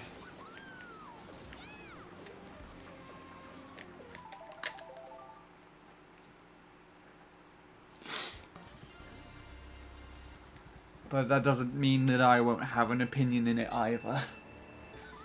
If I had the choice as a viewer to watch myself, I would most likely watch someone else. Most likely, someone like Tom. Where Tom essentially does things, honestly, the exact same way. Where he, and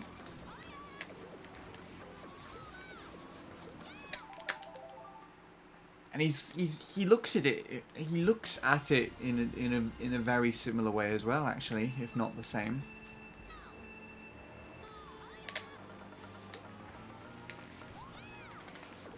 That's probably where I'm recycling most of my outlook from, as well as him.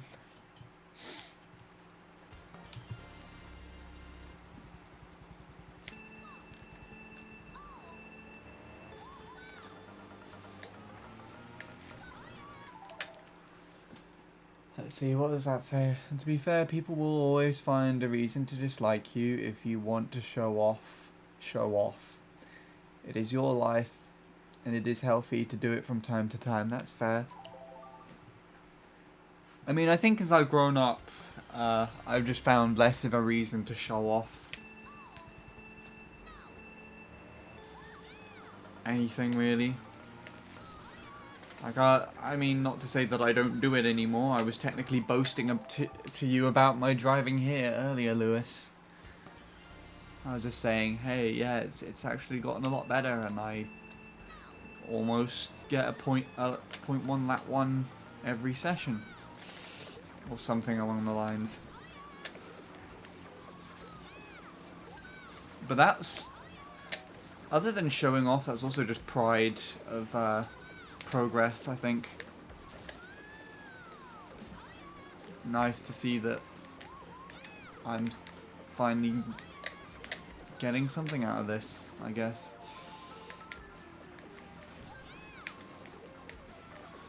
Living up to this expectation that I didn't necessarily have originally.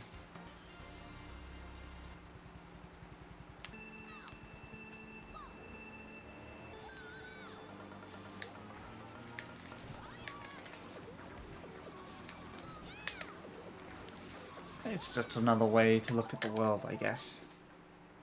In short.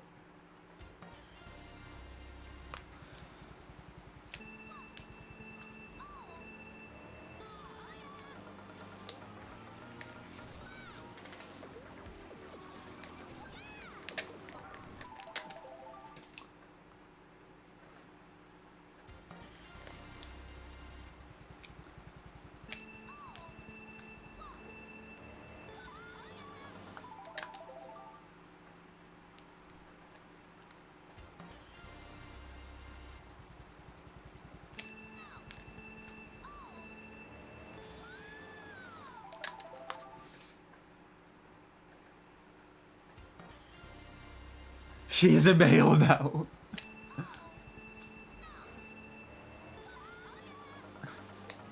I'm too lazy to say excuse me, even though it would have been less effort than the sentence you just typed out. Fair enough though.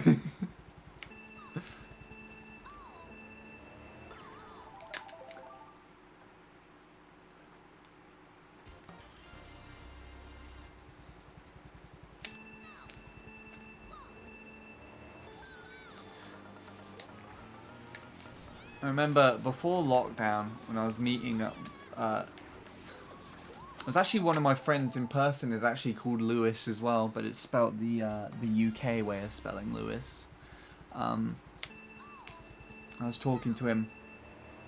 He was telling me that his old secondary school, because we went to different schools, there was a teacher. It was like a science teacher who left the same time as he left school.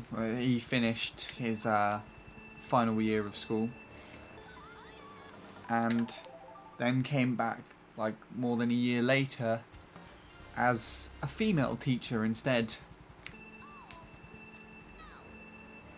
And he was just telling me how he just wasn't expecting that sort of thing to happen because the teacher didn't show any expression or signs that this was an interest of theirs. And apparently even had a beard beforehand, but yeah. I don't know why that just reminded me of that. So there you go. Hello Bradley, how are you doing? How did your speed runs and things go yesterday as well? You seem like you're in a bit of a better mood than when you broke your headset and whatnot. Whether you actually were or not, or things were just a bit more tolerable because less shit had happened.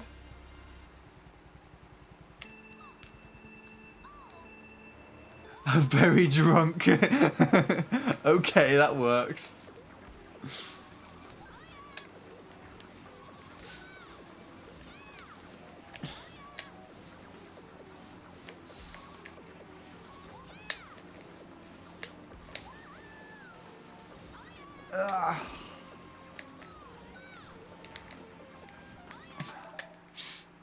As long as you don't play the Handy 863 MC3 drinking game, I think you'll be safe. And what on earth is that? It's Will! How are you doing, Will?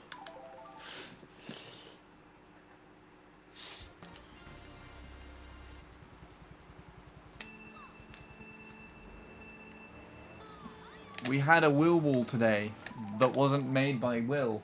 It was made by Sweetie. So we had a Sweetie wall.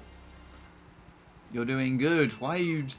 you using so many O's?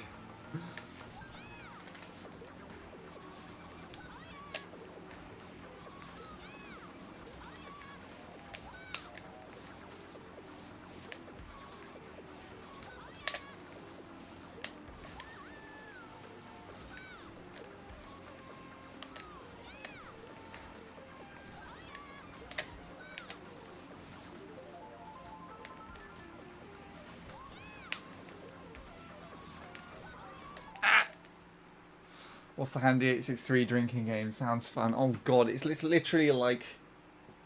Whenever I restart, you take a shot. Whenever I start humming the theme song, you take a shot. Whenever I smash into a pipe, whenever I hit the dirt, whenever I miss a mini turbo, just all the shit. It's like literally probably the quickest way to give yourself alcohol poisoning. You could probably make it actually a doable thing instead of just a joke. And be like, whenever I get past the triple mini turbo or a good shroom or a good lap. Sounds like you're trying to get me wasted. Probably. I've thought about this with you specifically in mind, I will be honest. Oh. But yeah, no. A more viable one would be like, doing that if I like when I get past the triple mini turbo, when I get past the shroom, when I actually finish a lap, when I get onto lap 2, just good runs, good things. But the thing is, as well with that,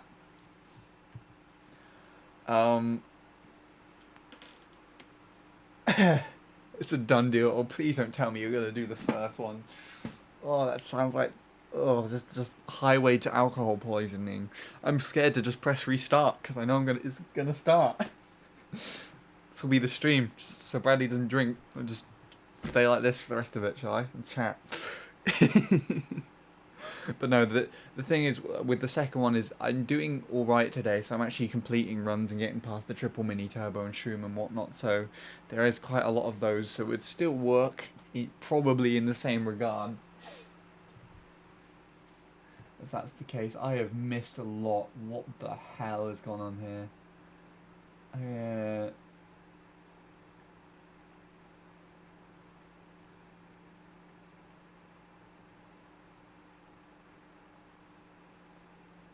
Shadow and Lewis are talking about maths. I can't be bothered to read all of that.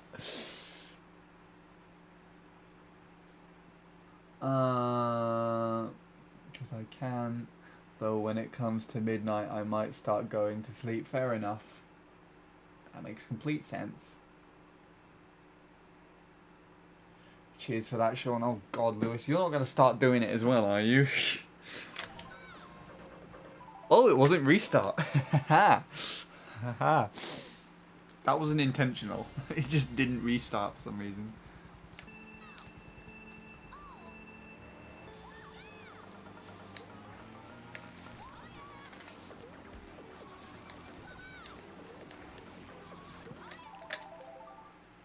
Got some train stuff tomorrow, so you will get it. Fair enough. You're gonna randomly turn up at my house. Is that what you're doing, Will? Shall I just go and find the train that you're on and just chase you? Cheers. Oh no. Oh no. Is it happening already?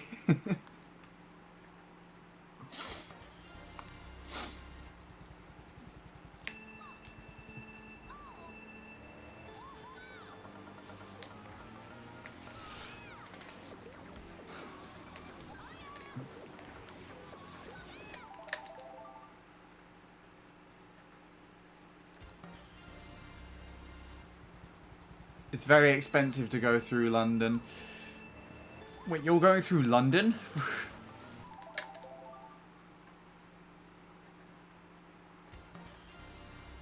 I don't want you to spend way too much. How much is way too much? Like £1 billion? For a fucking train journey? They're probably going to start charging that one day. That'll just be like a gajillion pounds. The zeros just extend off the side of the goddamn ticket. And I'm just like... Fuck.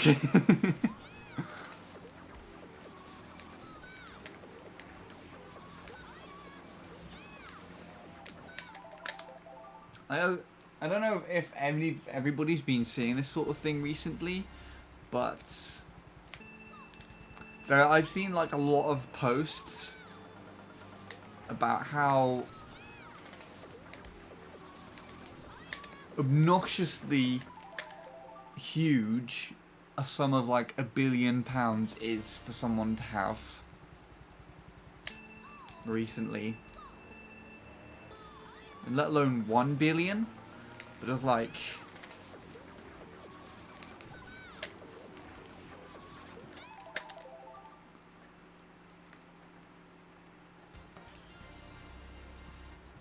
What was his name? Jeff Bezos has like over $100 million or something, and they're just like loads of posts that just showing how all the things that he could buy, like he could literally solve a lot of different countries, just pay like what would be the equivalent of a small sum of the money that he has, and it would like completely solve some country's debt. The amount of debt that he has, or that they have even. It's obscene, the amount of money that actually is.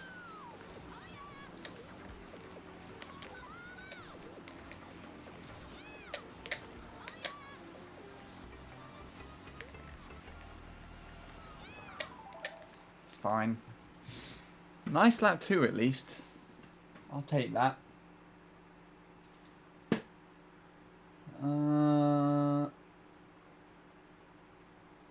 This train is very local. It's the first, so yeah.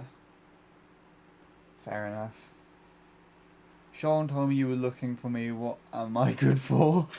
I think he just wanted to... I think he was just wanting to know if you'd been round. Hadn't seen you for a while. That's what Bill Gates does, kinda. If you want to see what £1 billion looks like, look at Ninja. Has he actually got that much money? From fucking streaming? Doesn't Ninja have his hair dyed like a really bright colour or something? It's like a really weirdly bright colour. I mean, with all due respect to anyone wanting to dye their hair like that, why? I don't get it. I don't get why you would want your hair to be like really obnoxiously bright and highlighted. If I were to dye it at all, I would at least make it look like a more richer colour or a more natural looking colour. So I'd probably dye my hair ginger, but not like fucking orange ginger like this bitch, but like proper looking.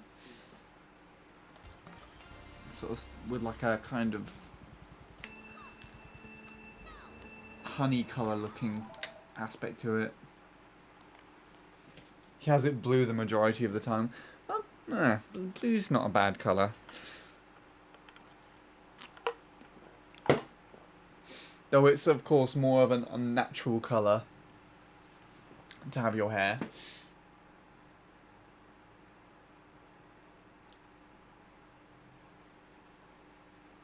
I was wondering where you were, Lewis. Haven't heard from you since Sean returned to streaming after doing his music sessions. Yeah. There you go. It was just curiosity.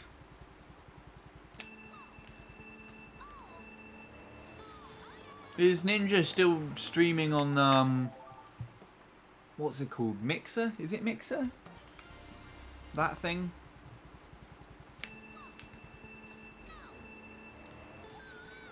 presume so. I remember we discussed it once, like really late at night or something. Mixer's closed down? Oh, well then that's a no then. What happened there? Did they go bankrupt? Paying too many people to stream on it? Or they just renamed themselves?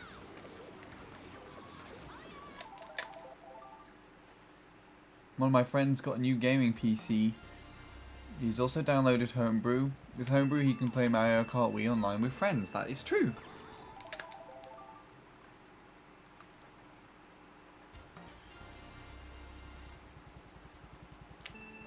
He's only streamed on YouTube once, and that was it. I don't know.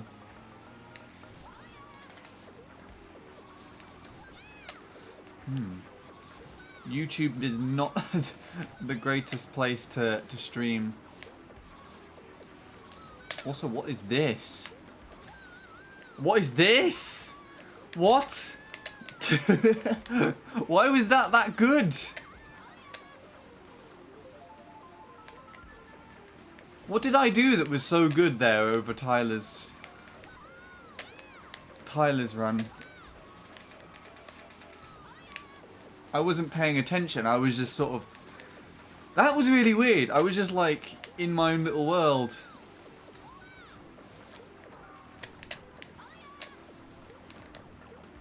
That has to be my fastest pace lap as well. I don't know if I've been that far ahead before.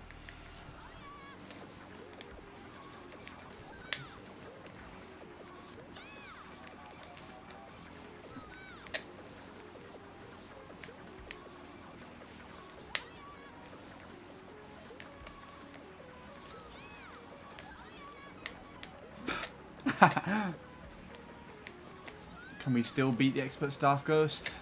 No. Didn't even beat my own shroom this time.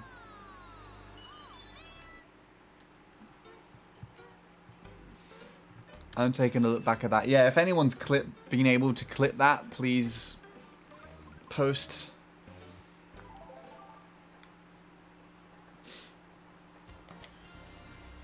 What the hell did I do? Let me take a look.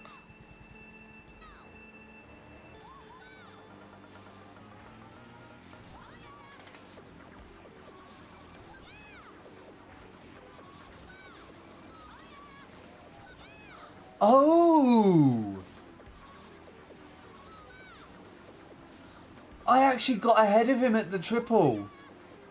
I didn't see that. I thought I was like neck and neck with him. And then because...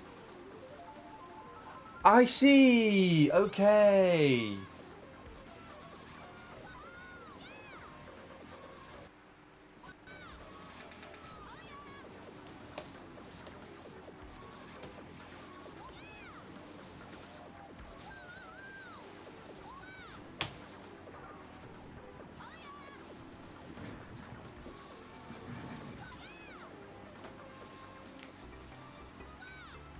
Thank you, Will. Let's take a look at that as well. I get everything.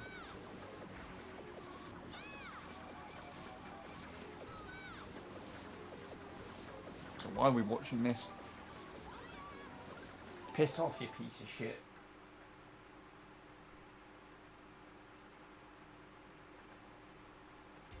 Oh, the shroom was good as well. My God.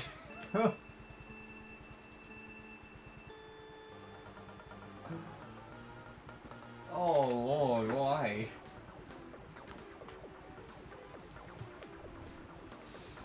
Okay. Let me catch back up. Apologies for that, but I also don't apologize at all. That was like the best I've ever driven.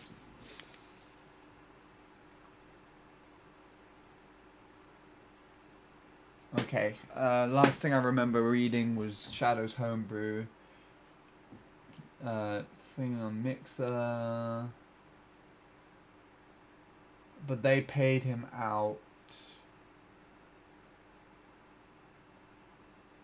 Oh, so Mixer paid Ninja out before they shut down, I assume.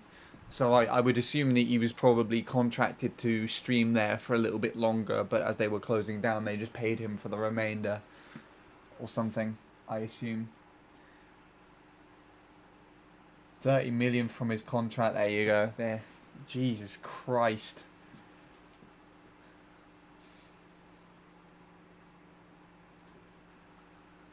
In case you want to talk, you can always message via my YouTube channel, which is Lewis98. SS Lewis98. Your YouTube channel has my initials right at the front of it. It's quite cool. And my birth year at the end. I could also, if you guys are completely fine with it, you're more than welcome. I could also just share with you your Discord tags, because you're both on Discord. I could send one to one and one to the other, and you could add each other that way, if you'd like. That is Shadow and Lewis. I don't want to use Homebrew on my Wii U because I fear it would damage it. I mean, I have it on my Wii U, and if you do it correctly, Shadow, you won't damage it. It should be fine. It's just a Wii U anyways, after all. No big deal if you do damage it, am I right? It's fine, no. Yeah, if you just follow the tutorials as best as you can, you will be able to get it to work. Because, I mean, I've got Homebrew, that's how I'm playing this on CTGP right now from my Wii U, so it's completely fine. He had almost 200,000 viewers on YouTube, and that's more than he ever got on Mixer and Twitch combined. That's actually insane. Well, then, in that case, it certainly did work out for him. And you can probably get monetized for live, like, for actual... That's something I never thought about. Can you get... Because I know you can get monetized for watch time in videos on YouTube, because I am monetized for videos on YouTube. But would you be able to get monetized for doing streams on YouTube? So if I were to stream this on YouTube right now, would I actually be getting paid for the amount of time that I'm streaming for? And then, of course, the views will and view time is added up at the end of that broadcast. So would that also apply to that? That's interesting. Yeah, oh yeah, that's true. Depends if you use copyrighted music or not. But recently they've become a lot more what is the word? Lenient with regards to game music, because I knew back in like 2014 to 2016 Nintendo game music would just be copyrighted left, right and center with various different claims, but recently I've been able to remonetize a lot of the videos, like a lot of the Mario Kart 8 stuff that I recorded that was like originally copyright claimed by Nintendo and shit like that. I've recently been able to remonetize that and, you know, get the money back for that, which is kind of nice. And it's the same with a lot of videos actually, because Nintendo would usually do that, but recently it's just changed, and that's kind of cool. You still get the odd one or two here and there, obviously, but yeah. I guess streams are a little more... They would probably be more persistent with them because they can't monitor it directly. They'd have to wait for the past broadcast and then like set their algorithm on that. If you didn't shroom that early, you could have gotten a better angle, resulting in finishing the lap with approximately 0.1. Wow. So I shroomed too early. I must have done that out of nervousness because I'm being ahead of Tyler. Usually Tyler's a great guide as to when I time the shroom or where I'm drifting in. But I think because I wasn't used to him being there, then I might have done it a little bit early, I'm sure. I suspect you could have gotten a 26.16 as in that clip. Yeah. I would assume I would have fallen behind Tyler again on the ending section, but yeah, that would have definitely been a best lap if I was able to see it through to succession. Sorry I've been quiet for a while. I'm going to head out. Good luck. Alright then, Lord Soup, take it easy. Thank you for stopping by. Sorry that I'm not seeing you off earlier. But yeah, just catching up on things here. If I decide to use Homebrew on my Wii U, I could either watch Bean's tutorial or maybe get help from my friend who's got it on their Wii's. Don't forget though that the Wii U has a different way of getting Homebrew on it than the Wii. So I believe with the Wii U, for the most part, you could probably do this one as well, Shadow, because I would assume you have a copy of Brawl still. That's how I got it on there. There's an exploit that you can use where you can just use Brawl to install Homebrew on your Wii U, on the Virtual Console as well. Bradley used some method as well. I don't know what it was or if it's any easier, but yeah. Well, there we go. Apologies for that one. That was the thing. Yeah, okay. I'll mess around with that clip. That's really cool. Thank you again, Will, for that one. The Brawl method. You have Homebrew now, don't you, Will? Need to get you on CTGP. I'm going to get you on CTGP before December. Otherwise, this year's not going to be worthwhile. All we need to do now is get Offie on CTGP. Offie and Shadow. Yeah, we need to get Offie and Shadow on CTGP, and then they can hang out on the birthday fun rooms. That'll be so fun. Oh my god.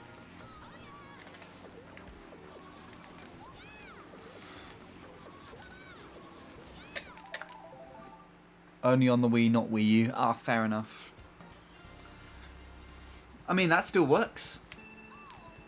Still worked quite well.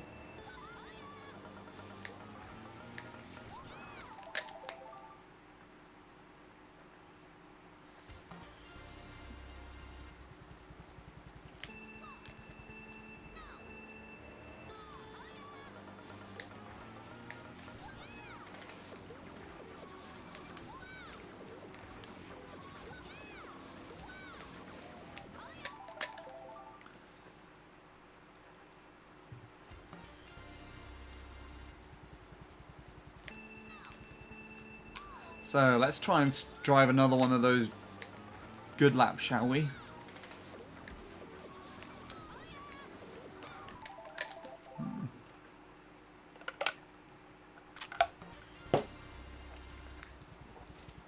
If we can.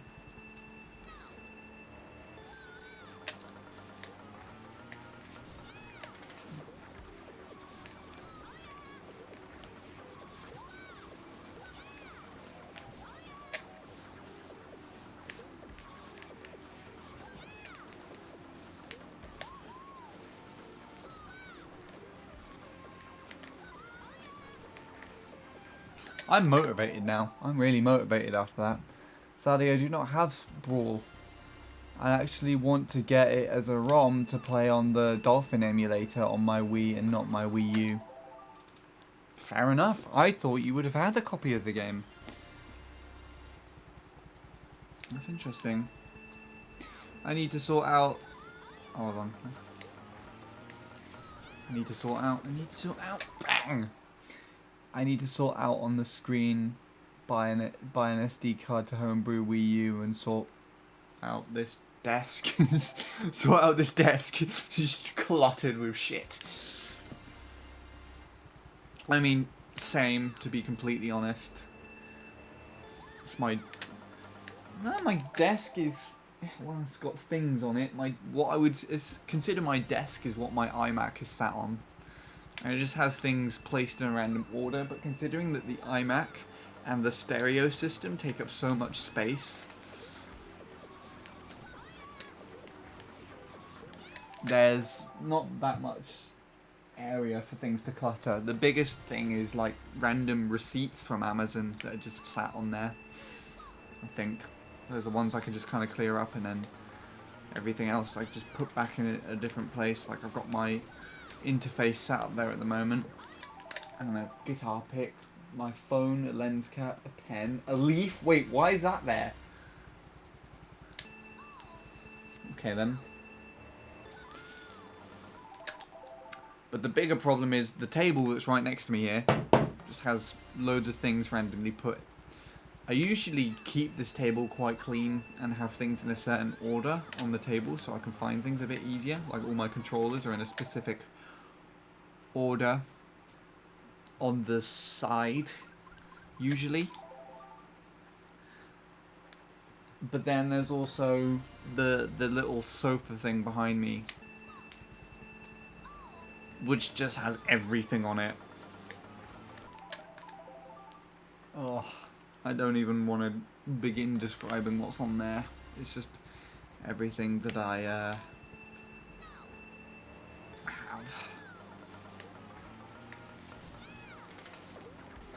Ow! Hello, Aaron. Thank you for the 145 bits. Did someone say moon? Did they? I didn't see them if they did. Hope you've been well. And thank you again. You missed a really nicely driven lap and plenty of random discussions that we've had. Currently talking about homebrew though. It was a joke. Oh, okay. Whew, completely went over my head.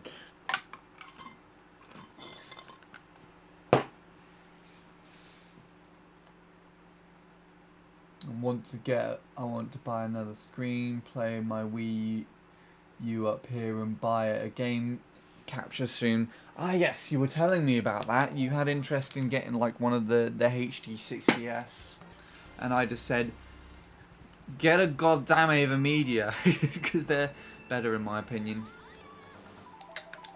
And thank you for, wait, how much is that? 50! Very indecisive. 50 bits, that puts you past Jordan on the little bit leaderboard now. That's crazy. And I don't actually think Jordan's going to reclaim that, so kudos. 324.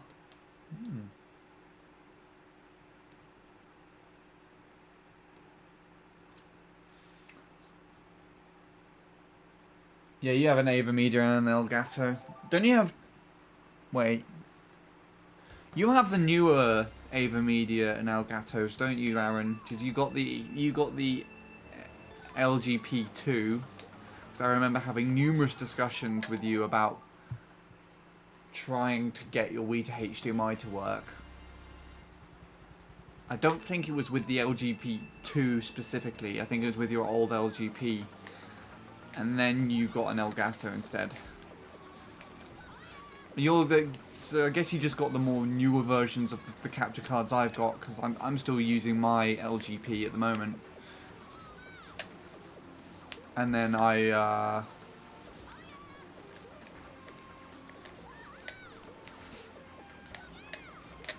have my Elgato, which is partly broken, but I can still use it if I prop the USB-B port at an angle coming out of the device. Otherwise it's just there. LGB2 HD60S. Oh, okay, so you've got the version that Will would like to have.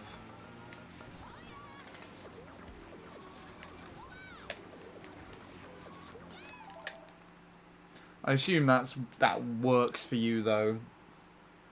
I mean, which one do you use most these days? I would like to reclaim Super Smash Bros. Brawl and Mario Kart Wii, to be fair, as I want to record both online as well as former games battle mode. Fair enough. Speaking of Ava Media, I might save up money to buy the LGP. I haven't forgotten the discussion I had with Nil after asking for his help. There you go. Don't forget I was a part of this discussion as well, Shadow, right? Where's my credit? There's that arrogance we were talking about earlier.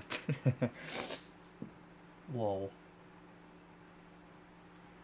Yeah, it does. I do alternate between the two capture cards, fair enough.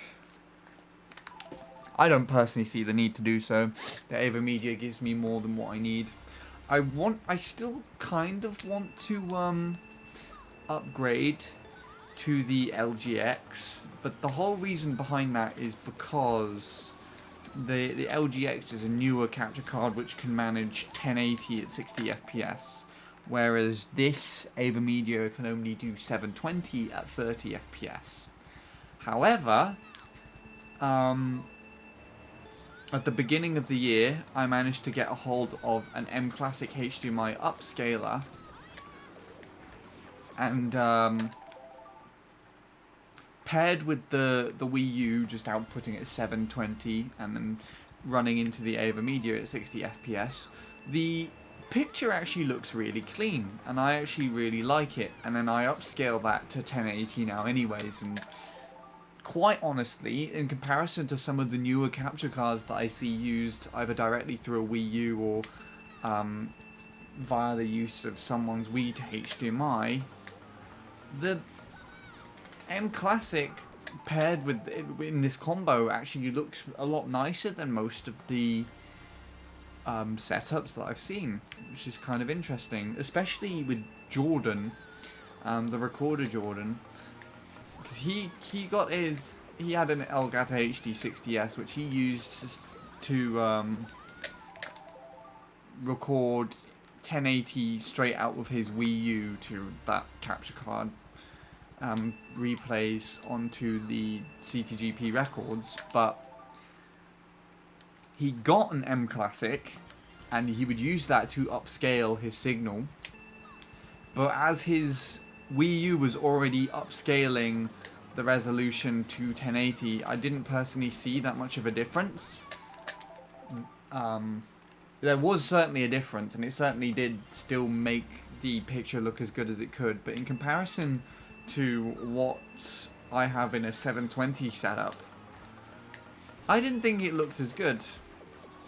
And I think that was purely because the Wii U was set to initially 1080.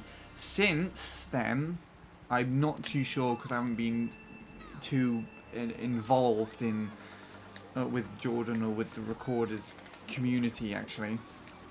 But since then, I believe Jordan was having some issues with his capture card, so he changed to an LGX of his own, and then figured that whatever was causing the problem was with the newer capture cards was something to do with the M Classic, or at least his M Classic.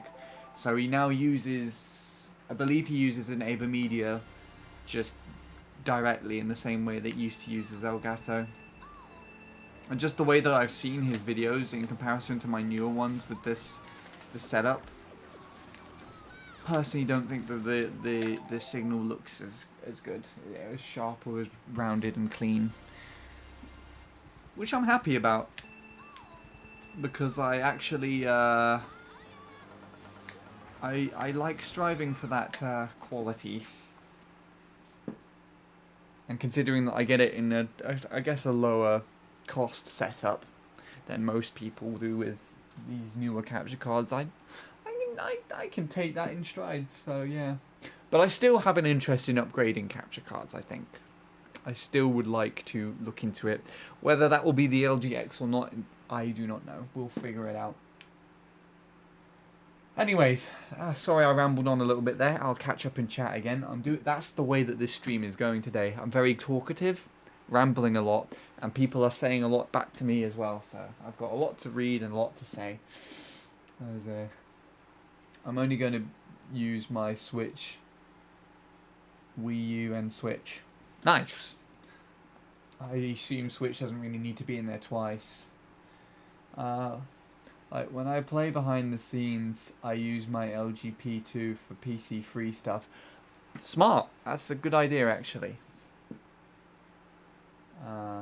Awesome. Welcome back, Will. You probably left and came back while I was still rambling about shit. And I'll see you in a bit, Shadow. I don't know how long ago that was set, but see you if you're still there for me to see you off. And hello, again, Princess Emma. I saw you were here earlier, just as I'd started up the stream. Don't think I didn't notice. I did see you there. I just wasn't ready yet on the mic, so there you go.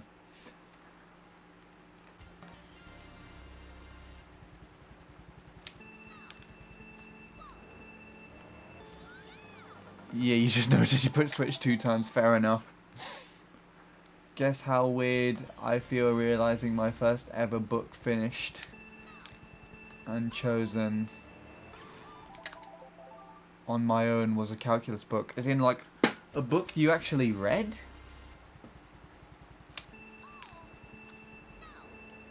Or was like a book that you actually worked through, as in like an exercise book? And that's not too bad of something. Yeah, that's interesting. Kind of both. I mean, yeah, fair enough. A book like that would probably work both ways in that sense. You see, for me, I'm not really much of a reader. But the book that I remember that literally I read all by myself, and it genuinely had me hooked all the way through, is there was a book called Copper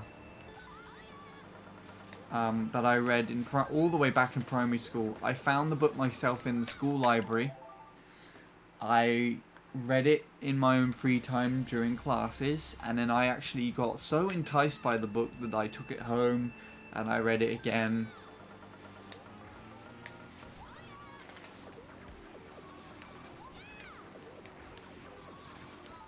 And it was a very simple book.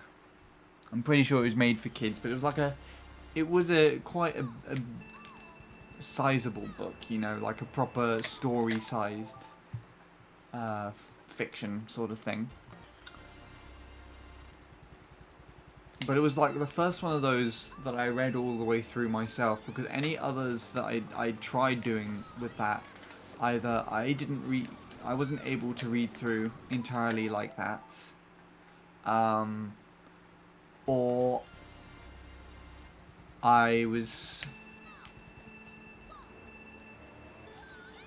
only able to read through with my parents or with the class. So it was really interesting. But I don't remember the author of the book or like what the publisher or anything, so I can't. Of course, it was a school book, so I gave it back to the primary school. But of course, I don't remember the author or anything. So if I wanted to find it for myself again, I'd have to look for quite a while, because I'm pretty sure I did look before, and there's more than one book, obviously, called Copper.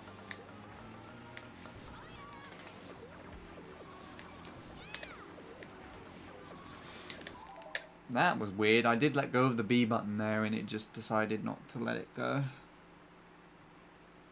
There was something else I was going to say on the topic of books. Another book or book series that I did actually want to dive into one day is the Golden Compass books. Because that whole concept of kind of multiverse sort of things has always kind of intrigued me.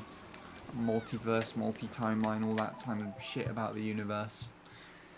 I recently redeveloped that interest because I watched the box set series based on the books, His Dark Materials, like a couple of months back. I'd randomly just bought the episode series on my YouTube and just watched all of the episodes through. It's really good. I remember though, we did actually try looking at the Golden Compass and the first book and the movie all the way back in secondary school, but the book was so complicated. Like, it just has so many different lines and twists, and then of course there would be also points where if you miss a day in class, you know, you miss reading half of the book or something because for some reason you weren't able to take the books with you. you just had like your own copies that stayed in school. Whereas when it came to later on in school later on in the school years, you would, if you were to study a book or something, you would be given a book that you could take home and read in your own time for various different things and homework and studying and whatnot. But yeah, it was just really confusing. I remember when we were reading the book and watching the films to try and follow on with the story. And I feel like, because I'm now a lot older and a lot more of a smarter person, when I watched back the series, I was able to try and take in a lot more. I still had to rewind it, mind, just to try and let things sink in a little better, but still. Anyways, I rambled again. I do apologise. Okay, back. Got money for my stepfather, and I'm going to use it to buy a Nintendo eShop card. Perfect. Ah, all the penguin. Are those all penguins? They look like penguins. They are indeed penguins. Emma, you might like this, because I actually do have something penguin related recently. Because I went on a walk today, and randomly down a country road, sat on an oak tree. There was like a little root that was sticking out of the ground, because this oak tree was at the side of the road, so it was kind of poking out that embankment. On this little tree root, there was a metal penguin just sat there on this tree in the middle of nowhere, just like a little metal penguin. It's kind of like those little figures where they have the bobbing head up and down sort of thing. And it was just a metal statue of a penguin, and his head was just bobbing up and down in the wind. I got a picture of it. It was actually there, I think, in memory of someone. There was like a plaque just on the tree. That is, you know, you can get those like park benches and things with in memory of so and so and something. There was a plaque on the side of the tree that was kind of situated above the penguin.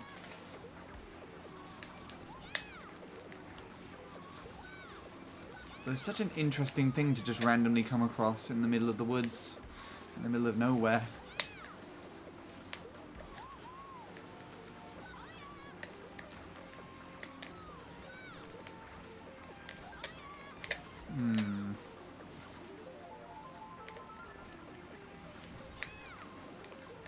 I could try and show a picture on stream if you really want me to, if that interests you at all. And hello Fizz, you found the song.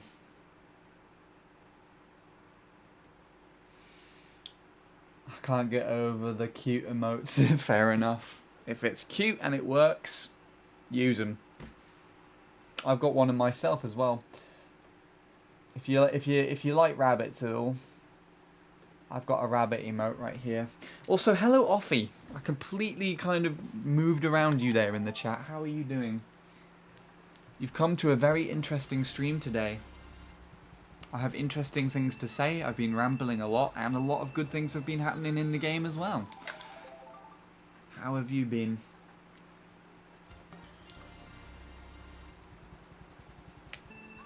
Cutie. So that's my rabbit Blue. She's the least photogenic. So I was actually spent a good half an hour trying to get that picture of her.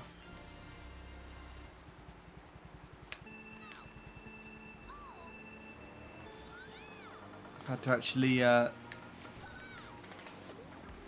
get her to stay in this little corner so I could try and take a picture of her.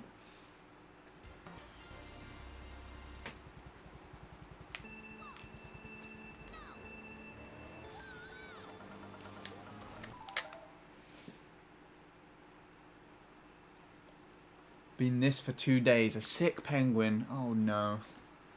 Being sick is terrible. Pretty good, thanks. Been very busy. An interesting stream, interesting time. What's been going on? I'm curious. Well, to start off with, I had this. which is, as far as I can remember, the furthest I've been ahead of Tyler so far. That just randomly happened out of nowhere. I also had a few decent driven lap ones here and there, and as Lewis, my sensei to this track, popped into the stream earlier, I low-key almost PB'd in front of him, just on the attempt that he popped in at. That's regarding stream. We've been rambling a lot. I've also been on a walk today with my sister and my dad, so I've got some more interesting pictures if you'd like me to share them with you. I was telling Emma in the chat about a penguin, a little metal penguin that I found at the side of an oak tree. That was one of the things that we came across. But continuing on from that, another one of the things that I found, which was really interesting, and Lewis came up with a really cool metaphor to describe it, or a really cool sort of symbolic way of looking at it even, is there was a tree that had kind of fallen apart, and so the top half of the tree had come off, but it had fallen and is being suspended in the tree next to it. So you just had this giant bit of half a tree just hanging down from another tree. And it was only being held there by like a couple of branches. It was kind of intimidating actually, because you kind of just feel as if it's about to just drop and fall out at any given point. And I made my sister stand in between like this, I guess, torso of a tree and another tree that was holding said torso. And she was just like, I don't want to get too close to it. And I'm like, stand there! Stand right there! But then there was another bit, and I think you might appreciate this as well. And Emma too, if you're into your animals. We went round down this small path, past an alpaca farm, and we passed a field where there were 2 goats. And the 2 goats were called Ginger and... crap, I've forgotten the other name. Ginger and... shit the bed. Not that. What was the other one's name? I remember Ginger, because Ginger's like my favourite thing, so... What was the name? What was the name? What was the fucking name? Where's it gone? Ginger and Pickle! Pickle was the other name for the goat. Yep. And the goats were there, and they were just chilling out in the middle of the field, and then there was this little gap where you could just go and stand right up next to the fence to look at them. And the goats came right up to the fence, and I wasn't expecting it, but they rendered themselves up on the fence posts, so they like put their 2 front hooves up, and then they kind of just stood up in front of me on their back legs. And when they did that, they were so much closer and so much taller than I was expecting they'd be. So it just kind of felt a bit intimidating. They just stood up and they're like, what are you looking at? But I was able to get a picture of them. And a picture of one of them, I think the one that I think was Pickle, kind of looks like they're smiling, which is kind of cute.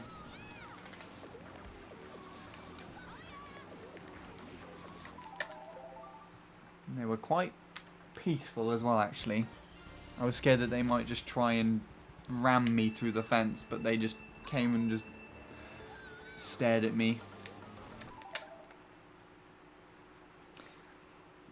Alrighty then, Princess Emma, fair enough. See you in a bit. Baby goats are cute indeed. Shit the bed is a great name. Yep, that's what I'm calling my kids. All of them. Terrible kid names, isn't it, Offie? Shit the Bed would be perfect name for them all.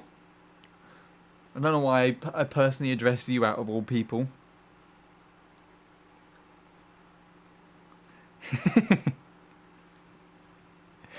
For some reason, just on the side, I just opened up Facebook on the side of this, and the first post I see is just a random meme where it's like a picture of Wallace from Wallace and Gromit just looking to the side really shocked, and it says, me, turns off fan so it's easier to hear others.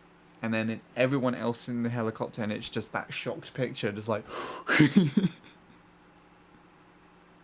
Sorry. I'm getting distracted by things that I don't even have control over. Yeah, I've had some good attempts. Driving's been getting better and better per session on stream, so it's good. It is good. And I will send you the pictures over Discord. I need to send them to you and Lewis now. I'm refreshing real quick. Okay, refreshed. Good. Welcome back again. Shit the Bed 1, 2, and 3. Yep. That kind of refers back to another conversation we were talking about earlier, actually, when Sweetie was just here on his own. He was just... I don't know how the concept came up. I think I was actually telling him about the goats. And we were just talking about terrible names that celebrities call their children. Or something. And... like, he was just telling me all these really stupid names that celebrities would just call their kids before his phone died. Didn't want to go and put his phone on charge or anything. He was just eager to tell me those shit names.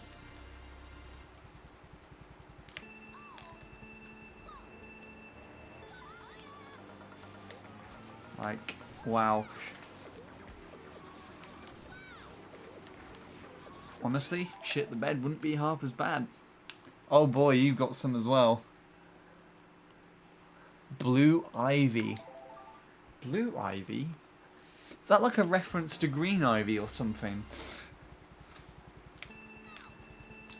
Stormy?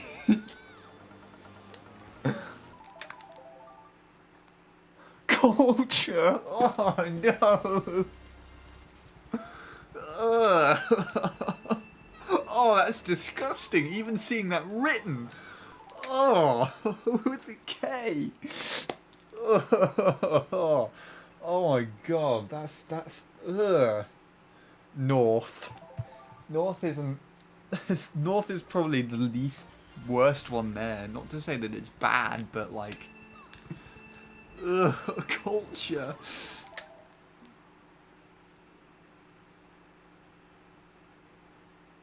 Not a clue, but Beyonce thought Blue Ivy was a good first name for whatever reason. Culture with a hard K. Why? It's so infuriating. Oh.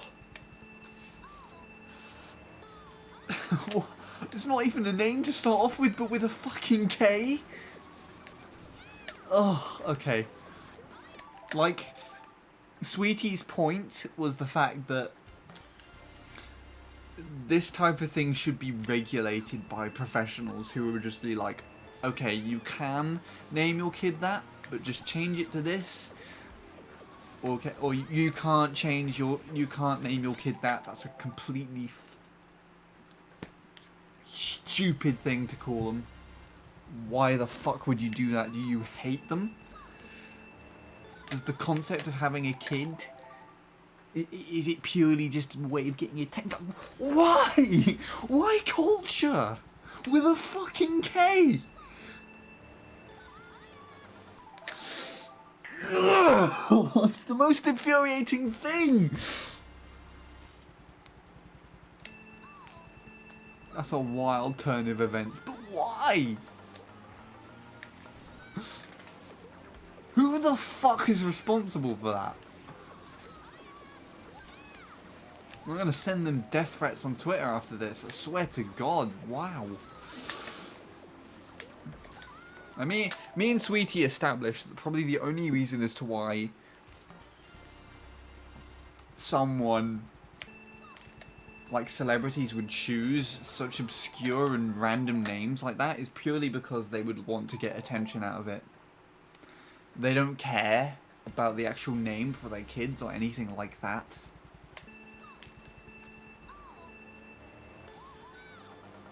They just want to, like, I don't know, get that sort of attention, which is sad. On a complete side note, I actually didn't know that Beyonce had any kids.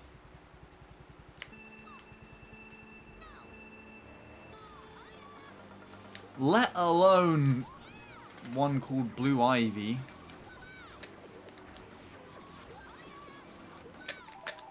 So I can't not think about Green Ivy when I just hear the, like, a colour and ivy together. But whatever.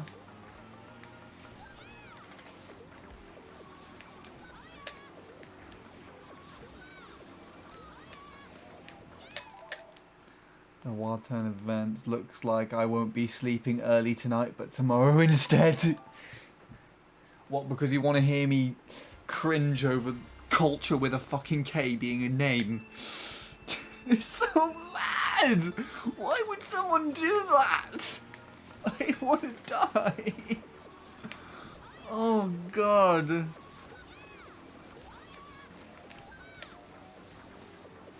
Or something else happened. There's a different turn of events.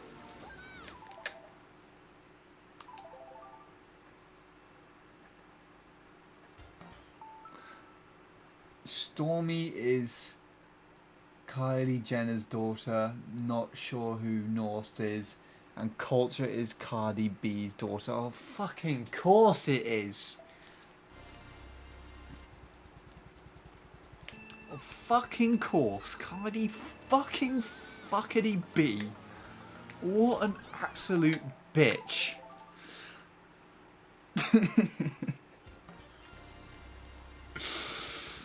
Course.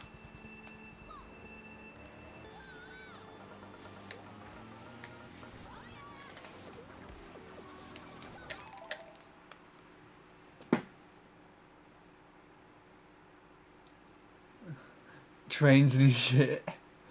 Also, Culture with a K at the start is cringe. Yeah, thanks, well. Let alone. I didn't actually know Cardi B had kids. I didn't even know she would, like... No offense to her, but I didn't know she'd be capable of having them, so... Oh God! Oh God, that would be the worst thing ever. Nicki Minaj is pregnant, so bets her name being cocaine or something. Oh. God, why? Why? we need to file a petition. We need to file a petition to, like, just not allow celebrities to give their kids shit names. Oh no.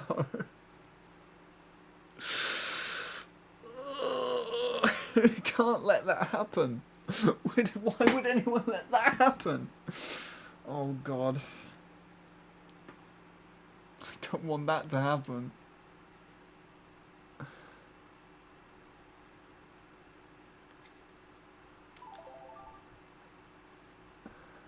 Train dreams. This is a rail fanning stuff. There you go then. I did tell you about my train dream, didn't I, Will? Another turn of events. Oh God. But why? I just can't stand, like, why? There are just some some celebrities shouldn't be allowed to have kids. Just put it that way. If they can't even name them properly, God knows how they fucking would look after them. And there's some really... I'm pretty sure there's some really judgmental shit that Nicki Minaj and Cardi B have been, like, exposed for. So, and they have kids. Oh God, help the world, please.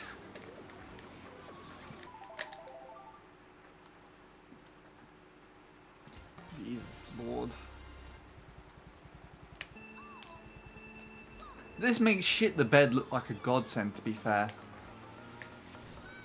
Fucking culture, though, with a fucking K for a fucking name. Ugh. Oh, I can't stand it.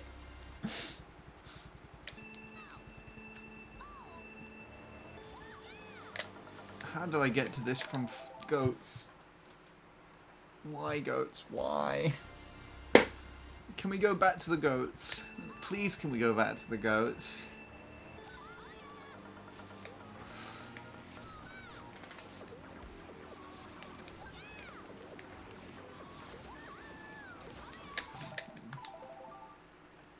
I would 100% name my kid Shit the Bed. Please don't actually do that. Oh no. To be honest, Offie.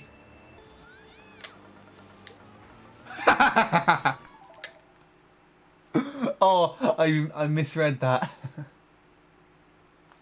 I thought you were going to say... Oh, you just had a K to the end. Oh, I genuinely thought that statement said, or maybe just shit. And not the bed with a K on the end.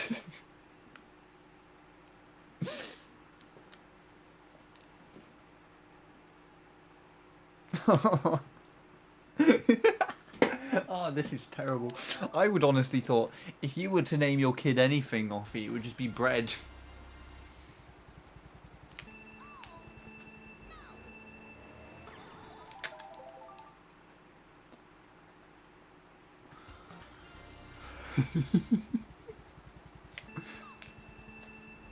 Shit.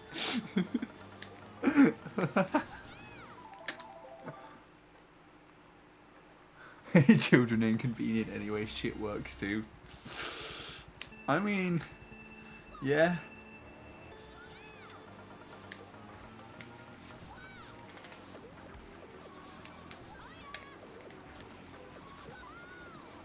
The amount of times I've been called little shit when I was younger, you're pretty much just saving the time saying it out of frustration.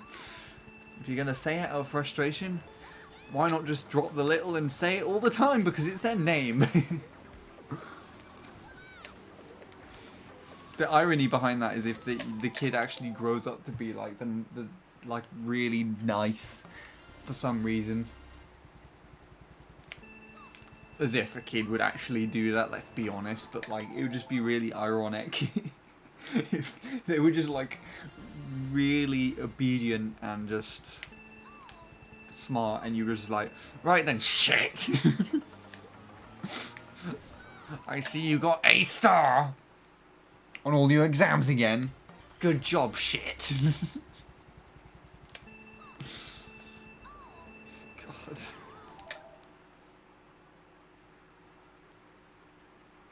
What is that? Green, vegan, fluffy Japanese bread. What, that whole word just crammed in as their name. Why can't you just abbreviate all the words and call them GVFJB?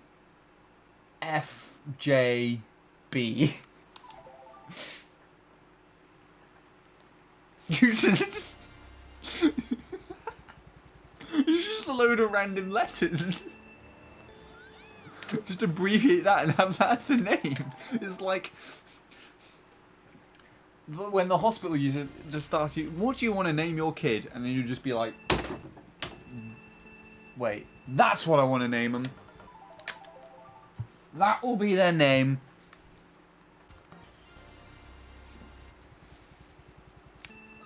Yeah, you can make anything a name if you want it bad enough.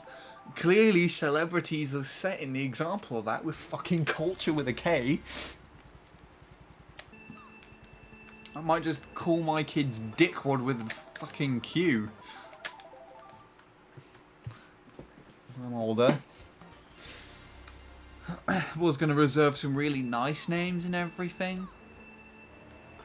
But, you know, screw that. They're setting the trend. That's probably the really bad side of that as well. If celebrities don't choose proper names and just do shit like that, other people are bound to copy them.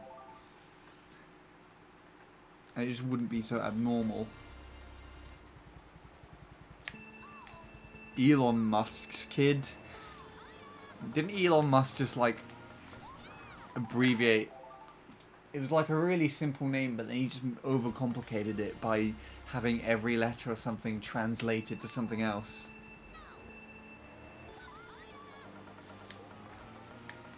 I know what you're talking about, yeah. It was just like a simple name, but like every letter was just translated to something. That's the one.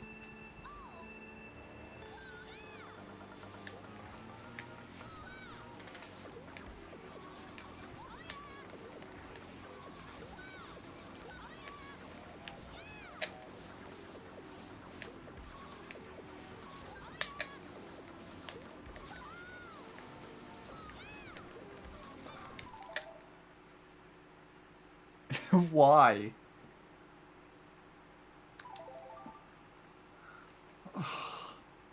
Why? What's the point in that? That's such a really weird thing to do. Because at this point, if you're going this far, you might as well just scribble on a piece of paper and say, that's my kid's name. Like, literally just draw a goddamn dick. And then just be like, that's my kid's name.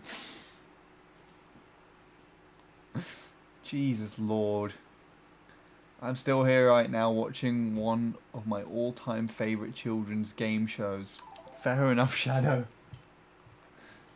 You probably don't want to be a part of this conversation.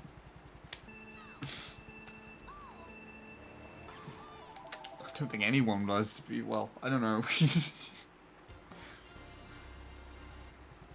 Names are stupid. Shit the bed is literally a godsend. If I'm going to be presented with a fucking penis drawn on toilet paper for my name, then I might as well just be called Shit the Bed.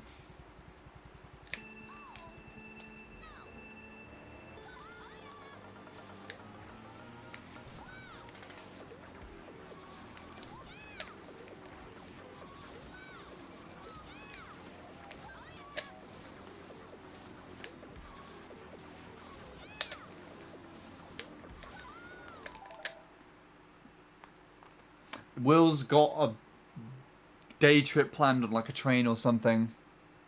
This is so painful to plan for this morning. Will, go to bed. I know how painful it is to catch trains early in the morning if you haven't had enough sleep. And literally almost all of the train journeys I've ever had have been down the same fucking train line. It's only 2 stops, that's even worse.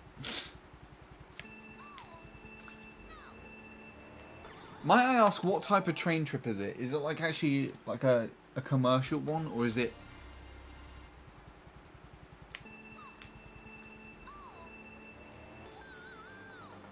like a rare occasion one, or like those steam trains or something? I think considering that Will's a train fanatic, he's doing a fun trip. Any train trip is fun with Will, unless he's done it about 1 billion times.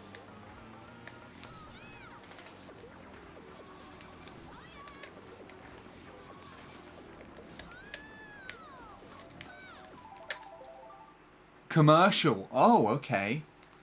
So you're going on a journey of your own.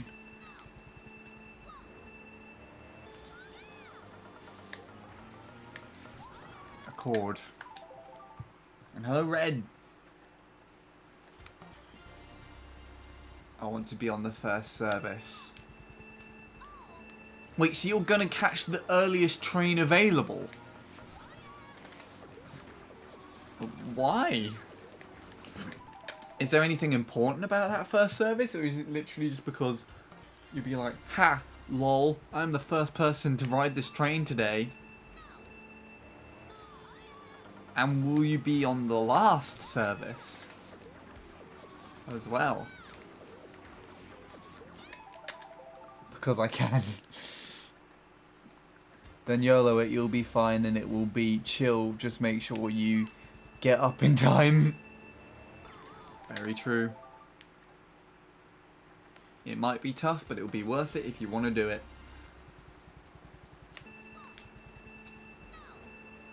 God, where was that when I was going in college?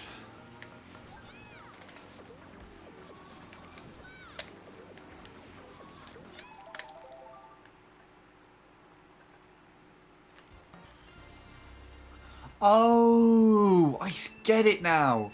So it'll be the first train to this new place that it's been going to all this time. I see.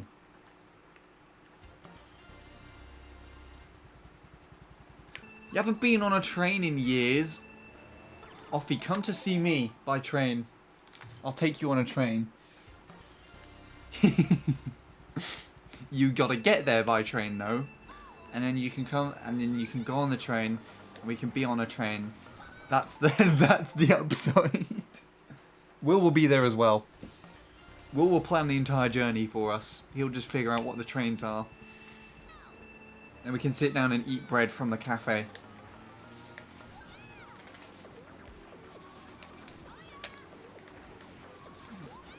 And Will can just tell us everything about trains. We'll be all on this line, and he'll just be like, and this train used to do such and such back in the 1850s. Or something. This train line even, not this train. I'm pretty sure none of the current service trains were functional in the 1850s.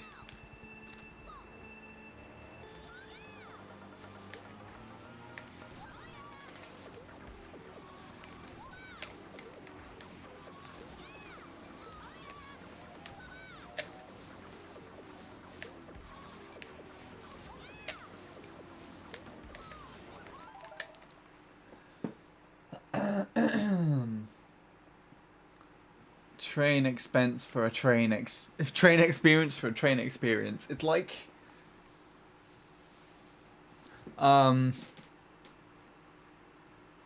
yeah. You get for what you get. I don't really know what I'm saying anymore. I have to ask the train company about it and no response yet. Full of loaves of bread. There we go. We won't get on a regular commercial train. We will hijack a bread delivery train filled with. You know, there's all those.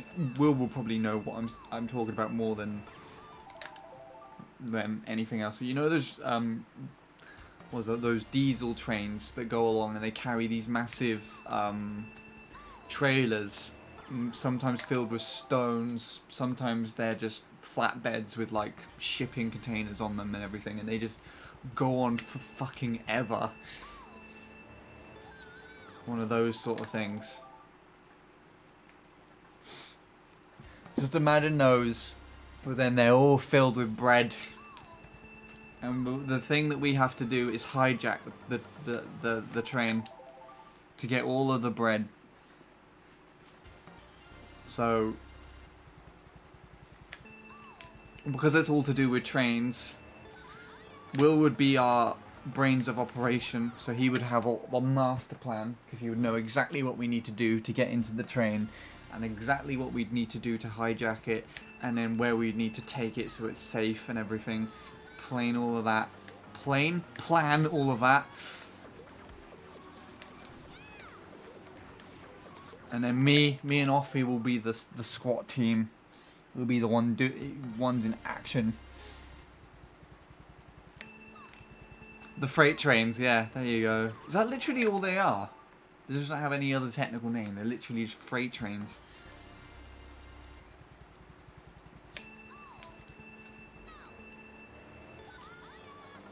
Those things used to really enjoy me. Wait, what?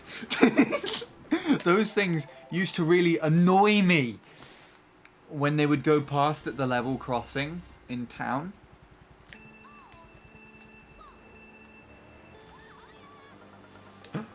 But, my granddad showed me a really cool way to actually compensate for the trains going past, because, you know, freight trains never usually have a set number to them. So if we were ever stuck at the train line and we were able to look at the line of trains, literally all you would do is try and count the amount of trailers that it's carrying. And counting it weirdly made it feel like the train was going by a lot quicker. And then what happened is, after he showed me how to do that, we'd actually, like, if we were on a walk down the canal, because the canal goes down the side of the train line, whenever we'd see one of the freight trains go by, me and my granddad would stop and count the trailers. And then when we counted them all, we would compare them to each other to see if they were correct.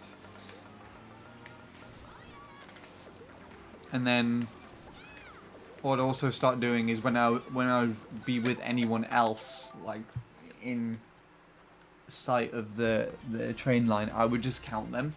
And then just randomly, like, somebody would be talking to me, but I'd just be not listening to what they're saying. And I'd randomly turn to them and be like, 31!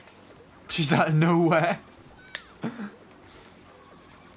And my favourite thing that I'd do is, when I was in college, because the freight trains would go by the platform that I would wait on sometimes, for the train to go back home, I would stand there and I would count the carriages, and I would keep a mental note of the most that I'd seen or counted that week. And then when I would go to my grandparents' house at the weekend, if my granddad remembered, he would ask me how many trains he had seen. How many trailers on the freight train I'd seen. Well, what was the most I'd seen? And if he'd been on any walks, he would tell me how many he would have seen as well. And there would be a couple of times where, you know, the train would be going that direction. The same direction, so they would be going through the so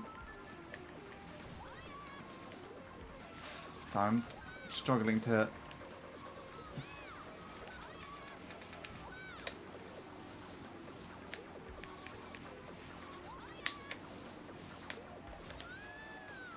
focus.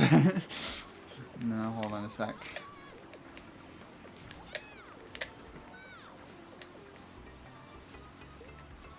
Wow.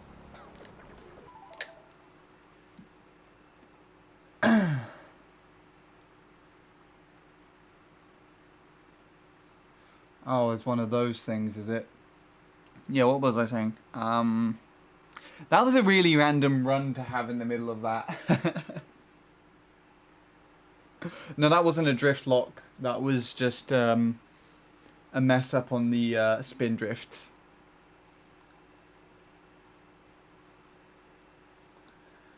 Uh...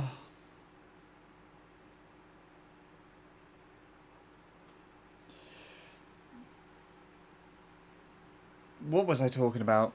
Saying something. Yeah, no, sometimes the train would be heading the same direction, so it would pass through the station that I was waiting at after finishing college. And then if the timing was correct, it would pass by me first and I'd be able to count the freight trains, and then my granddad would be on a walk down by the canal or something, and you'd be able to see the same freight train go past, and he would count the trailers as well. So sometimes in the week, we'd count the same freight train. It was really cool.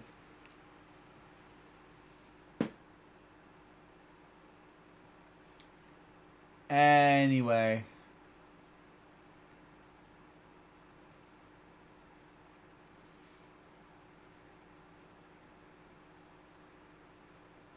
Let me carry on going through this again. I'll pretend to be useful and just consume concerning quantities of bread for a full hour or two. I mean, Offie, it's your job to hide the evidence.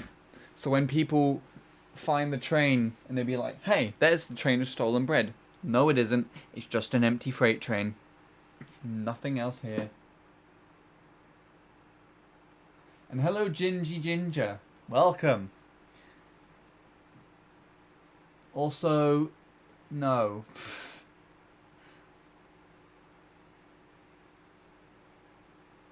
I've had this so many times and I don't know why. It's just another one of these bot things. So let's get rid of that.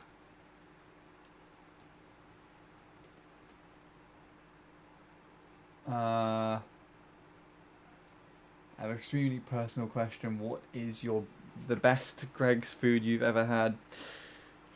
I'm going to tell you an answer to that I've never, that you're not going to like.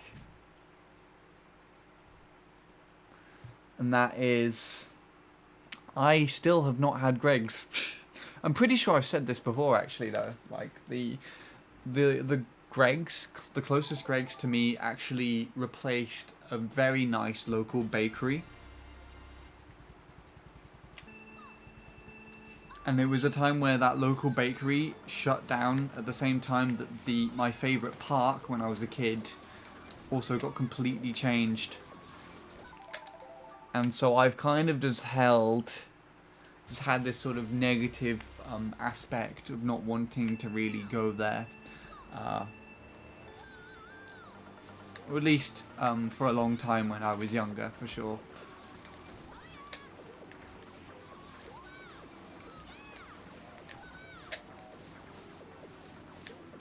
I'm pretty sure I've said that before. Okay, we're doing Shroomless now, I guess. Let's go. It was shit Shroomless turn.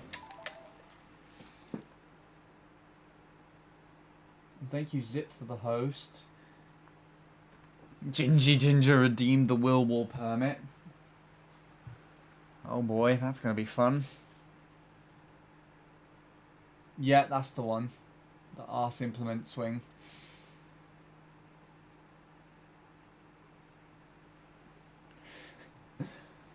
Oh, now I have an official response from my local train company. My pain can go away much better. Fantastic. My voice is starting to go. I don't know if you can tell. I've been talking so much today that my voice is actually going.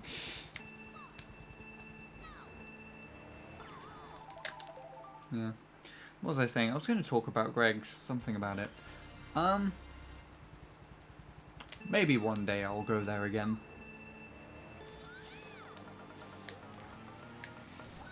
Something similar, something that I actually want to try on like a really cold day when I'm back at the station again, is at my favourite cafe, they sometimes do like hot food in the cafe.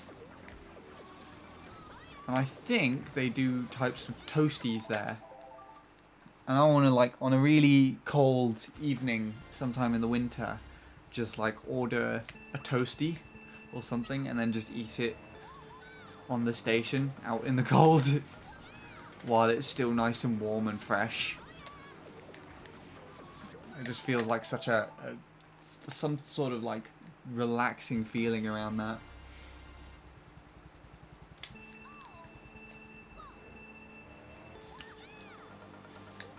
It's like I think panini is the word I'm looking for. It's not necessarily like an actual sandwich sort of toasty, but like I guess a pita bread sort of thing. That makes any sense?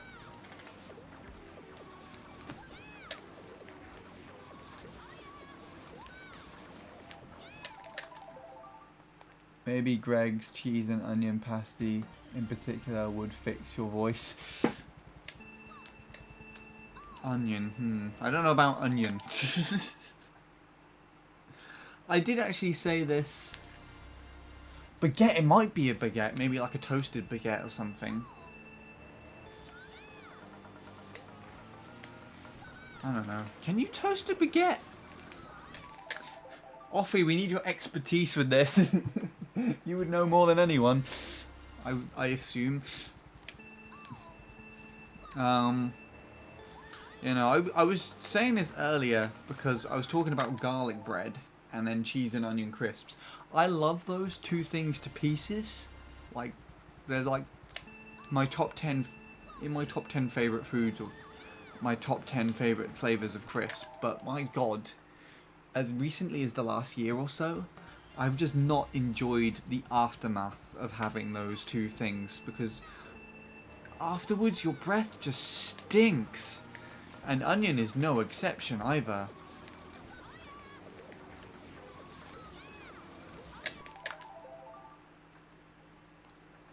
Baguettes are a little thick for a toaster, and they're kind of solid anyway, so I wouldn't recommend it. Fair enough. It must be a pasty I'm thinking of or something then. Like, I'm thinking of some sort of, it's kind of like a, oh, what is it called again? I'm just forgetting everything. Some sort of like pita bread thing, but it's like in a more rectangular shape. And everything is inside that. So it has like ham and cheese put inside it, and then it's just sort of toasted. I don't remember what that thing is. The world of bread is a world of learning, so I don't see why not attempt it. A kebab. You see, a kebab would actually include actual pita bread.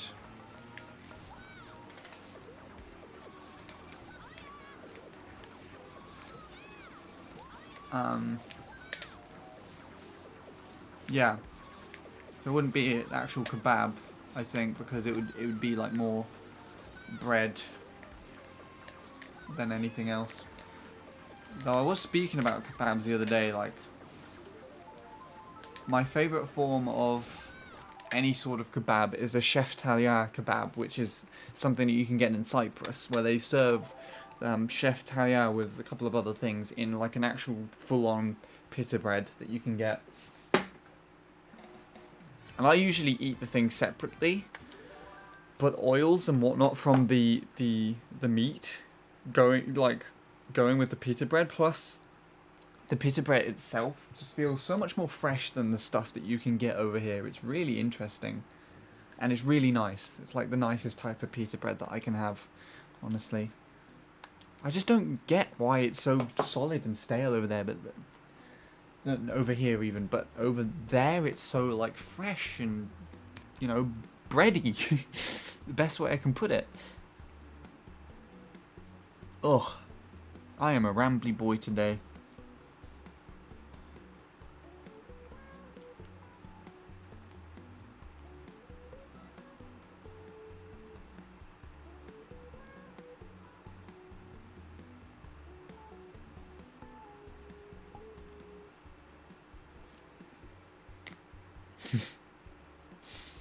Right, I think I'm going to end off with some more comparisons then, because I would like to compare that run that I got with some other things. and potentially record it for YouTube or like a clip on Twitter.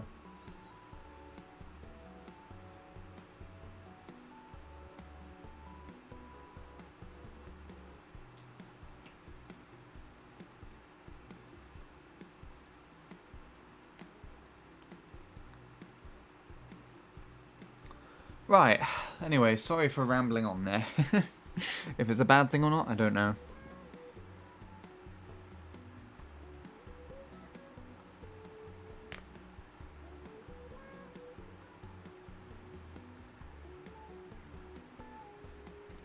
Cool. Nintendos. Let's see if anything else has happened on this track.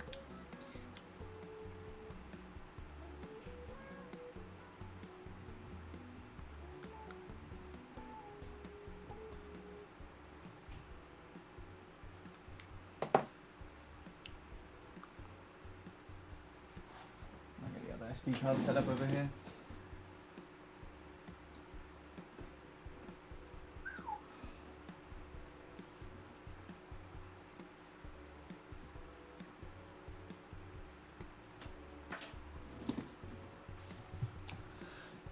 Okay, Sean, my show is over now, but I've got another episode coming up in 2.5 hours. However, I'm going to take my leave now. My tablet battery is running low.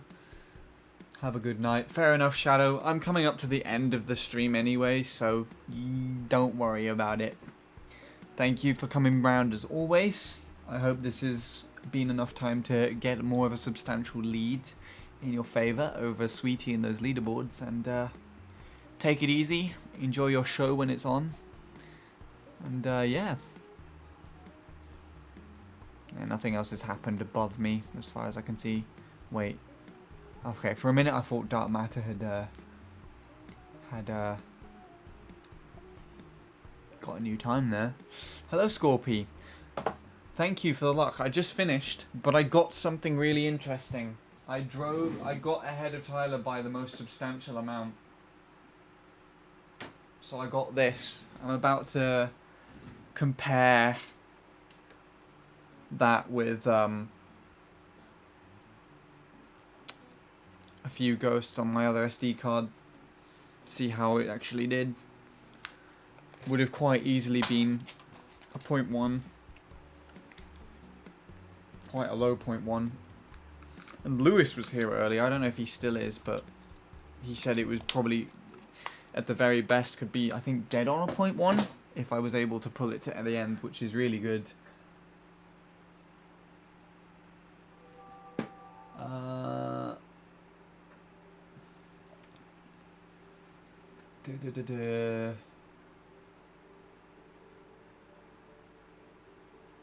Still got pain. Oh dear God, that doesn't sound good at all. I'd like to talk to you about something sometime. It's a rather sensitive topic though. I would assume that it has something to do with fatality. In which case, if it's revolving around that, you can talk to me about it in whispers. I think that would be the best place to talk about it. Would be better.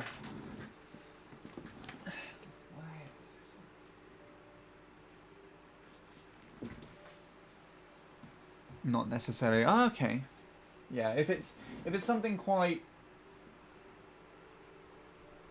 sensitive, it's better to talk in private. I'm more than happy to discuss some things if you consider I'd be any help in any regard, even just to talk to. But yeah. So if it was anything to do with something to do with fatality, I'm kind of aware of it at least happening, of something at least happening. I don't know what exactly, and I won't reveal on stream if I did, or want to talk about it on stream anyways, but I was around when such and such took place, so it was weird. Won't get into the grips of things now though. It's not my Forte. It was this one, wasn't it? That one. Okay.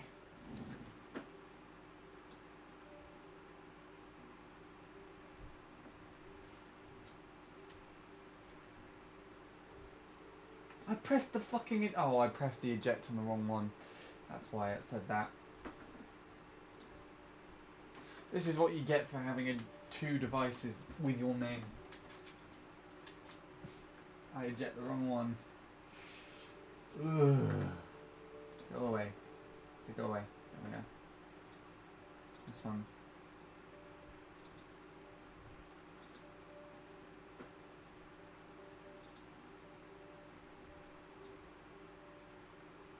That's the wrong thing. There we go.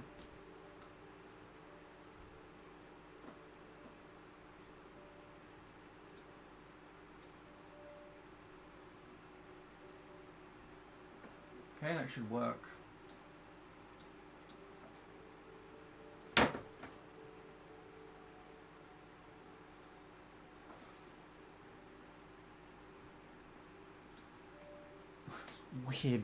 Weird thing. Alright.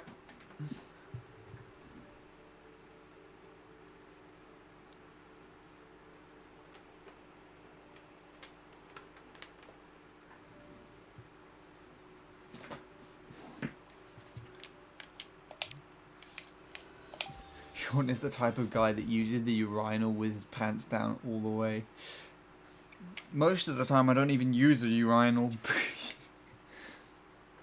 But that's most of the time because I don't use public toilets, which would often have them in.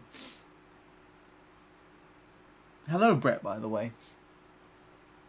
Still very sensitive, so I'll whisper it to you. Fair enough. Pain is minimal. That's good. That is good to hear. Let's take a look at some of these comparisons then. I am curious to see what this looked like in comparison.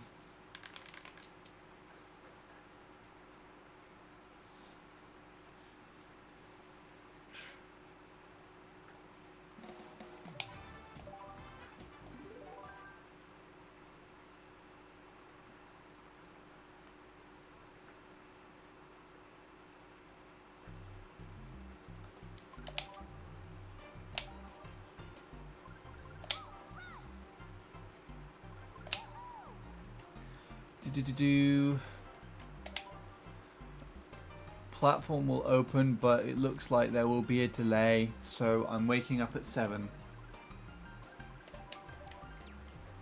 Oh, so you did you work that around the delay, I assume? So that's the thing that I did today. Let's see if I can compare it with something. So I play against Tyler's 080. This was said lap that I did. In comparison to Tyler's, not Tyler's 080, Tyler's 088. And this is, I think, the furthest I've been ahead of him. Coming out of the hairpin. Which feels relatively substantial from what I remember. So this triple mini turbo is actually pretty good. Because I actually was ahead of him there and I didn't realise. There. I got a better hairpin. The shroom was slightly early, Lewis said, so of course I was too far to the left and that's how I lost that.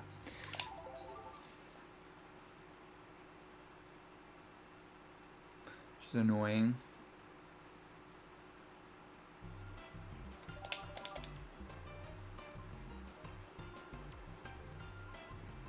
What else have I got on here that we can check it against? Tyler's actual PB. I actually wanna let's do this first. I want to see how it compares to Tyler's 107, just to gauge a little bit more of how strong that triple mini turbo was.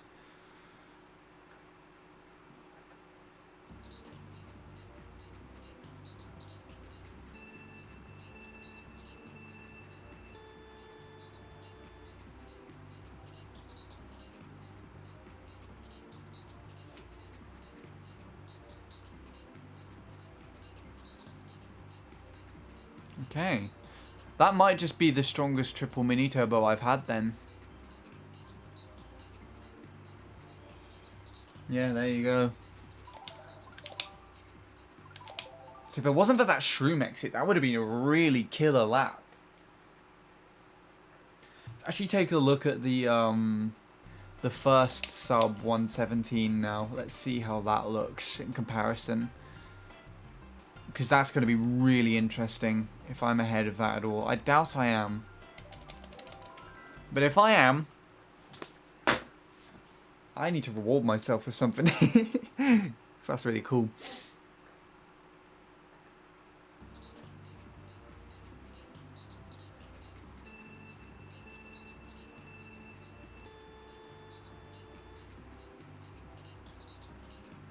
No, I don't think I am. Look at how well it drives in comparison to me.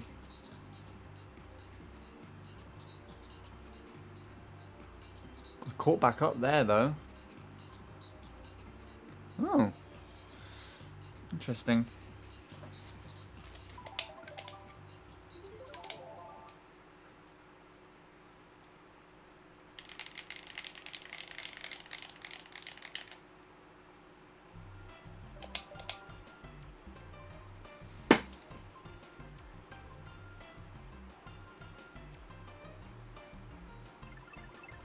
Right. See in comparison to Joshua then.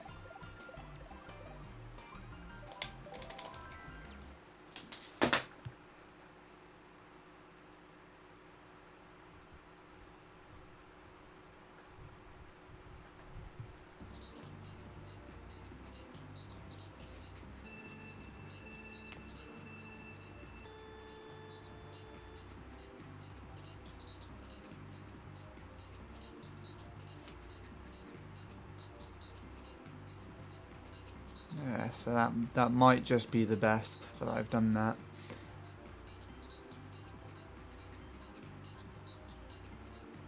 Yeah, that was good. That was going to be really good. Sorry, what? Why did you do that? I tried guitar just now and can't play. Fingers are too sore from blisters. Oh well, I guess. Nice lap. Yeah, it was. I think that's the fastest pace lap one I've had so far. I'm just trying to gauge how quick it was entering the shroom. Because Lewis was here earlier. Let's compare it with Lewis, actually. Lewis was here earlier and he said that I just shroomed a bit early. If I didn't shroom that early, then I would have been able to get round and potentially get a very low 0.1 if I got the ending nice enough. Or at the very, very least a 0.16.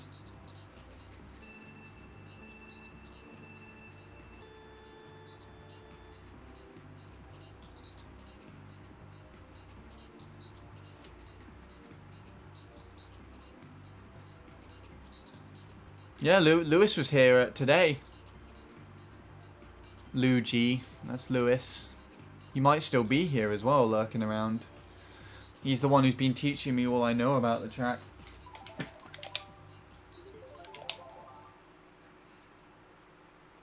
Goes by the name NXBR on here.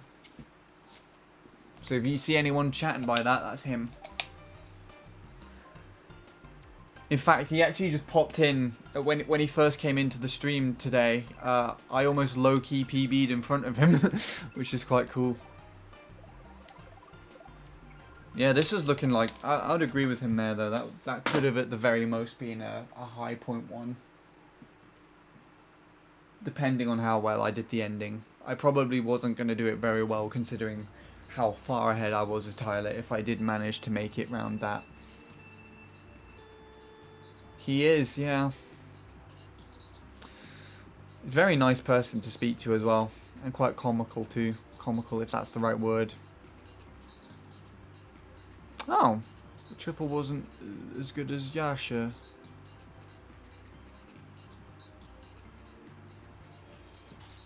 maybe mid 0.1 at best then.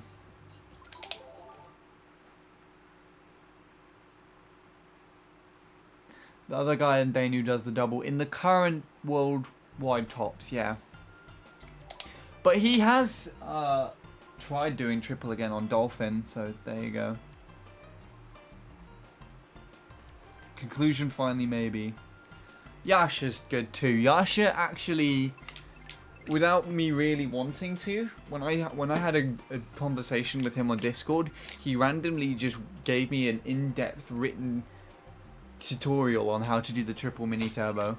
Because I congratulated him on this time and decided to try and speak to him about it and everything, and he just sat down and gave me that discussion. Let's compare it with this. This would be a good one because I used to race against this Ghost.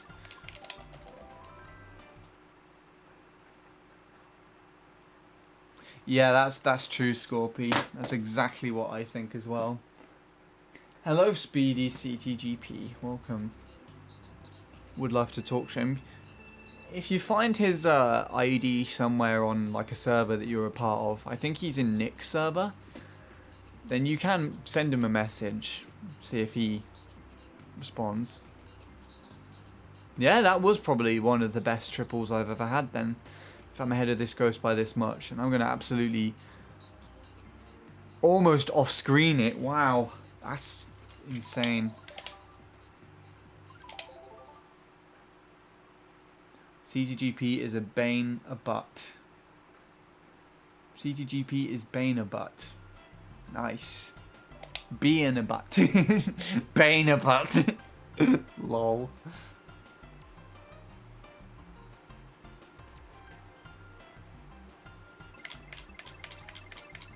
Yeah, I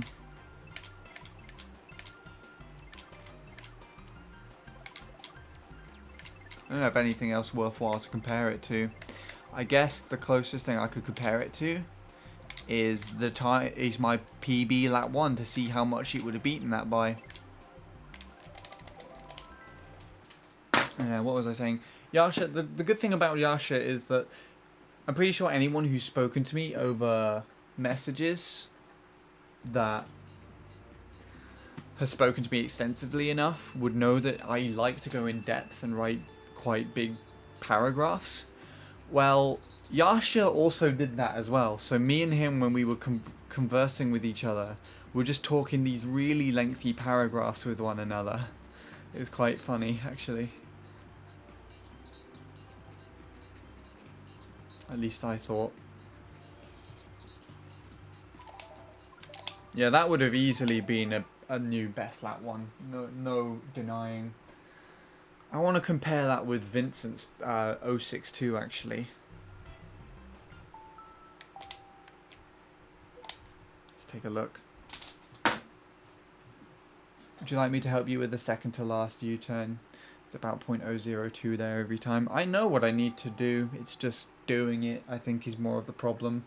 Lewis has already given me the most helpful feedback that I need, and I have pulled it off in execution as well. It just needs a bit more. I just need getting consistent there. But thank you for offering. I'm sure you would have given some helpful advice, but I'm more than aware. My biggest issue though is that because of the way that I hold the controller, soft drifting to the left in any regard using the nunchuck means that I am turning my thumb in on itself. If that makes any sense. Where are you? There you are.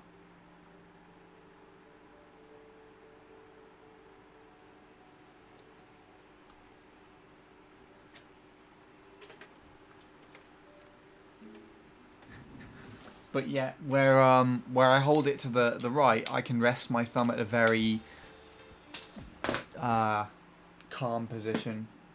And you probably find it easier in that regard because of the way you soft drift, I'd assume. Yeah, that's my new song. It takes you to a SoundCloud of that song. I'm really proud of it, so I'm trying to share it as much as I can. We'll probably be there for at least a month in the title.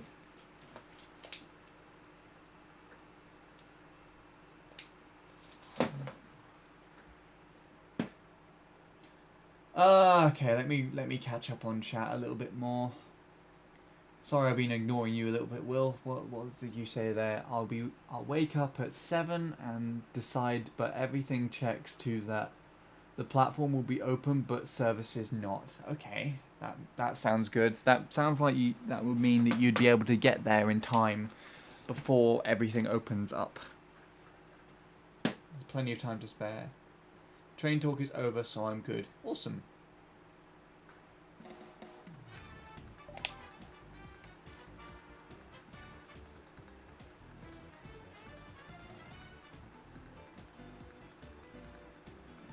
How do you hold it? The way that I hold, the way that I have to hold it, because my hand is a lot larger than the respective controller, I have a cloth that I put between my palm and the edge of the controller on one side. And then I've also got a silicone cover on the controller itself, so it makes it a bit wider. But then I hold it in a way where all fingers are comfortably on the handle at the bottom, including the index finger, so that only needs to reach up. But the way that it holds, when I reach up, I can, at the highest point, I can only reach and hit the Z, which is why I barely look back at all. Because C, I can reach C, but it's not very comfortable. If I wanted to reach C, I can't be holding the analog stick, so I have to shift my thumb off the analog stick to then hold C and look back. If that makes any sense. And then yeah, my thumb rests on the analog stick in a way where the edge of the analog stick is just above the joint of the thumb. So when I'm soft drifting and I pull it to an angle, I feel the angle by feeling the edge of the controller. But when I push it to the left, I have to kind of pull my thumb to the side and pull the edge of the analog stick against that joint, against that bone. So it's a little trickier to do to the side. If that makes any sense at all. The better thing for me to do would be to show, like with hands, how I hold the controller. There's my thumb on the Joy-Con, index finger on the look back button. My hand is more to the left. I sag. I don't actually remember since I haven't touched a controller in ages. Yeah, mine's weird. Anyways, I want to see it in comparison to this.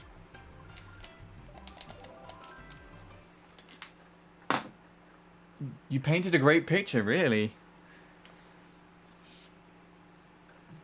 It's a very strange one. It's also the reason as to why, like, my hand also can only extend so far with some fingers. So it's also the reason as to why some of the chords, if you ever seen me playing guitar in the videos, some of the chords look really uncomfortable with regards to my ring finger and little finger. Because quite honestly, it is uncomfortable. Oh, the only thing that was better about that was the shroom. That wasn't as good as I thought. Yeah, so midpoint 1. At the very best, I think. That would have given me. It wouldn't have beaten Tyler's lap 1, but midpoint 1 is my verdict on that. So yeah, that's cool. I'm happy with that. Right. I think that's all I have. I think I'm done with this game and everything today. I'm tired as well. Like, I've been walking a lot.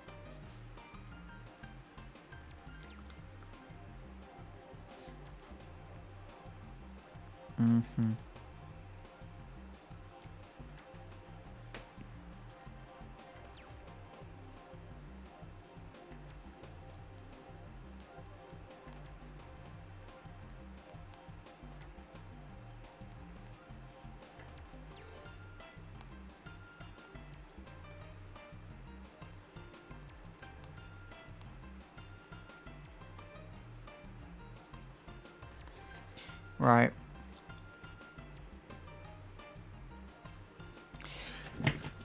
Okay.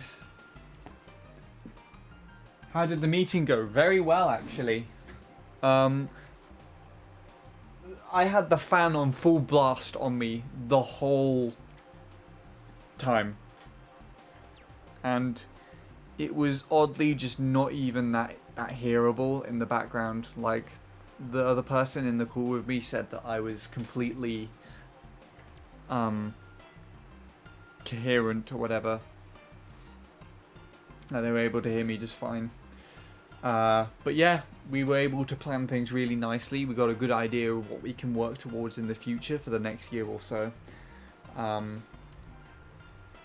can't really justify that without writing it down first and then kind of explaining it in point by point, and I've done far too much rambling already. So, yeah. Anywho's, let's see who's live today, shall we? I believe Tom is live, so we can raid Tom. Gonna be a raid because I did some good sessions today, so I'm feeling up for a raid.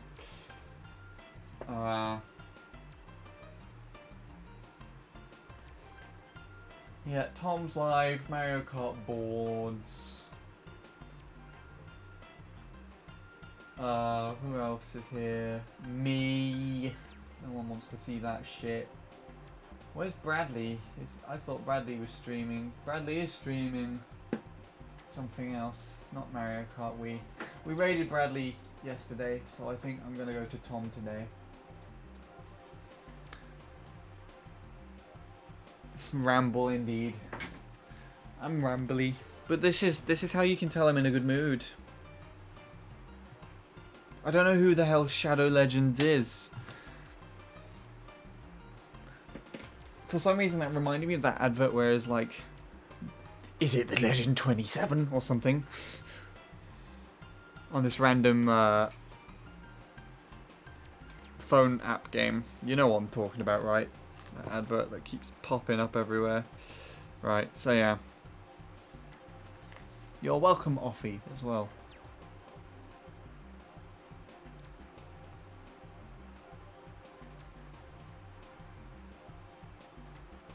Right.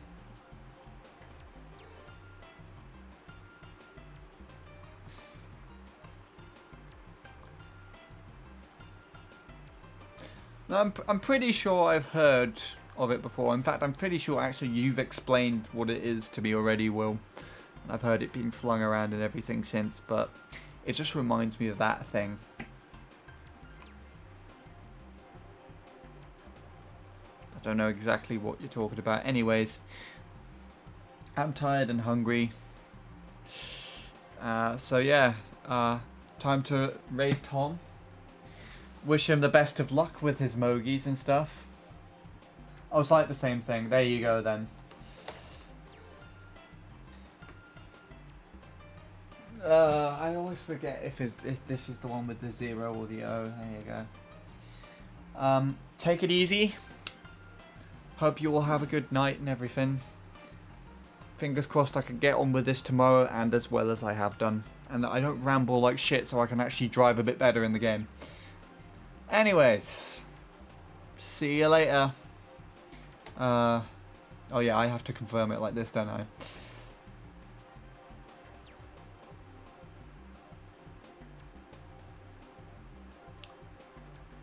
Right. Let's go.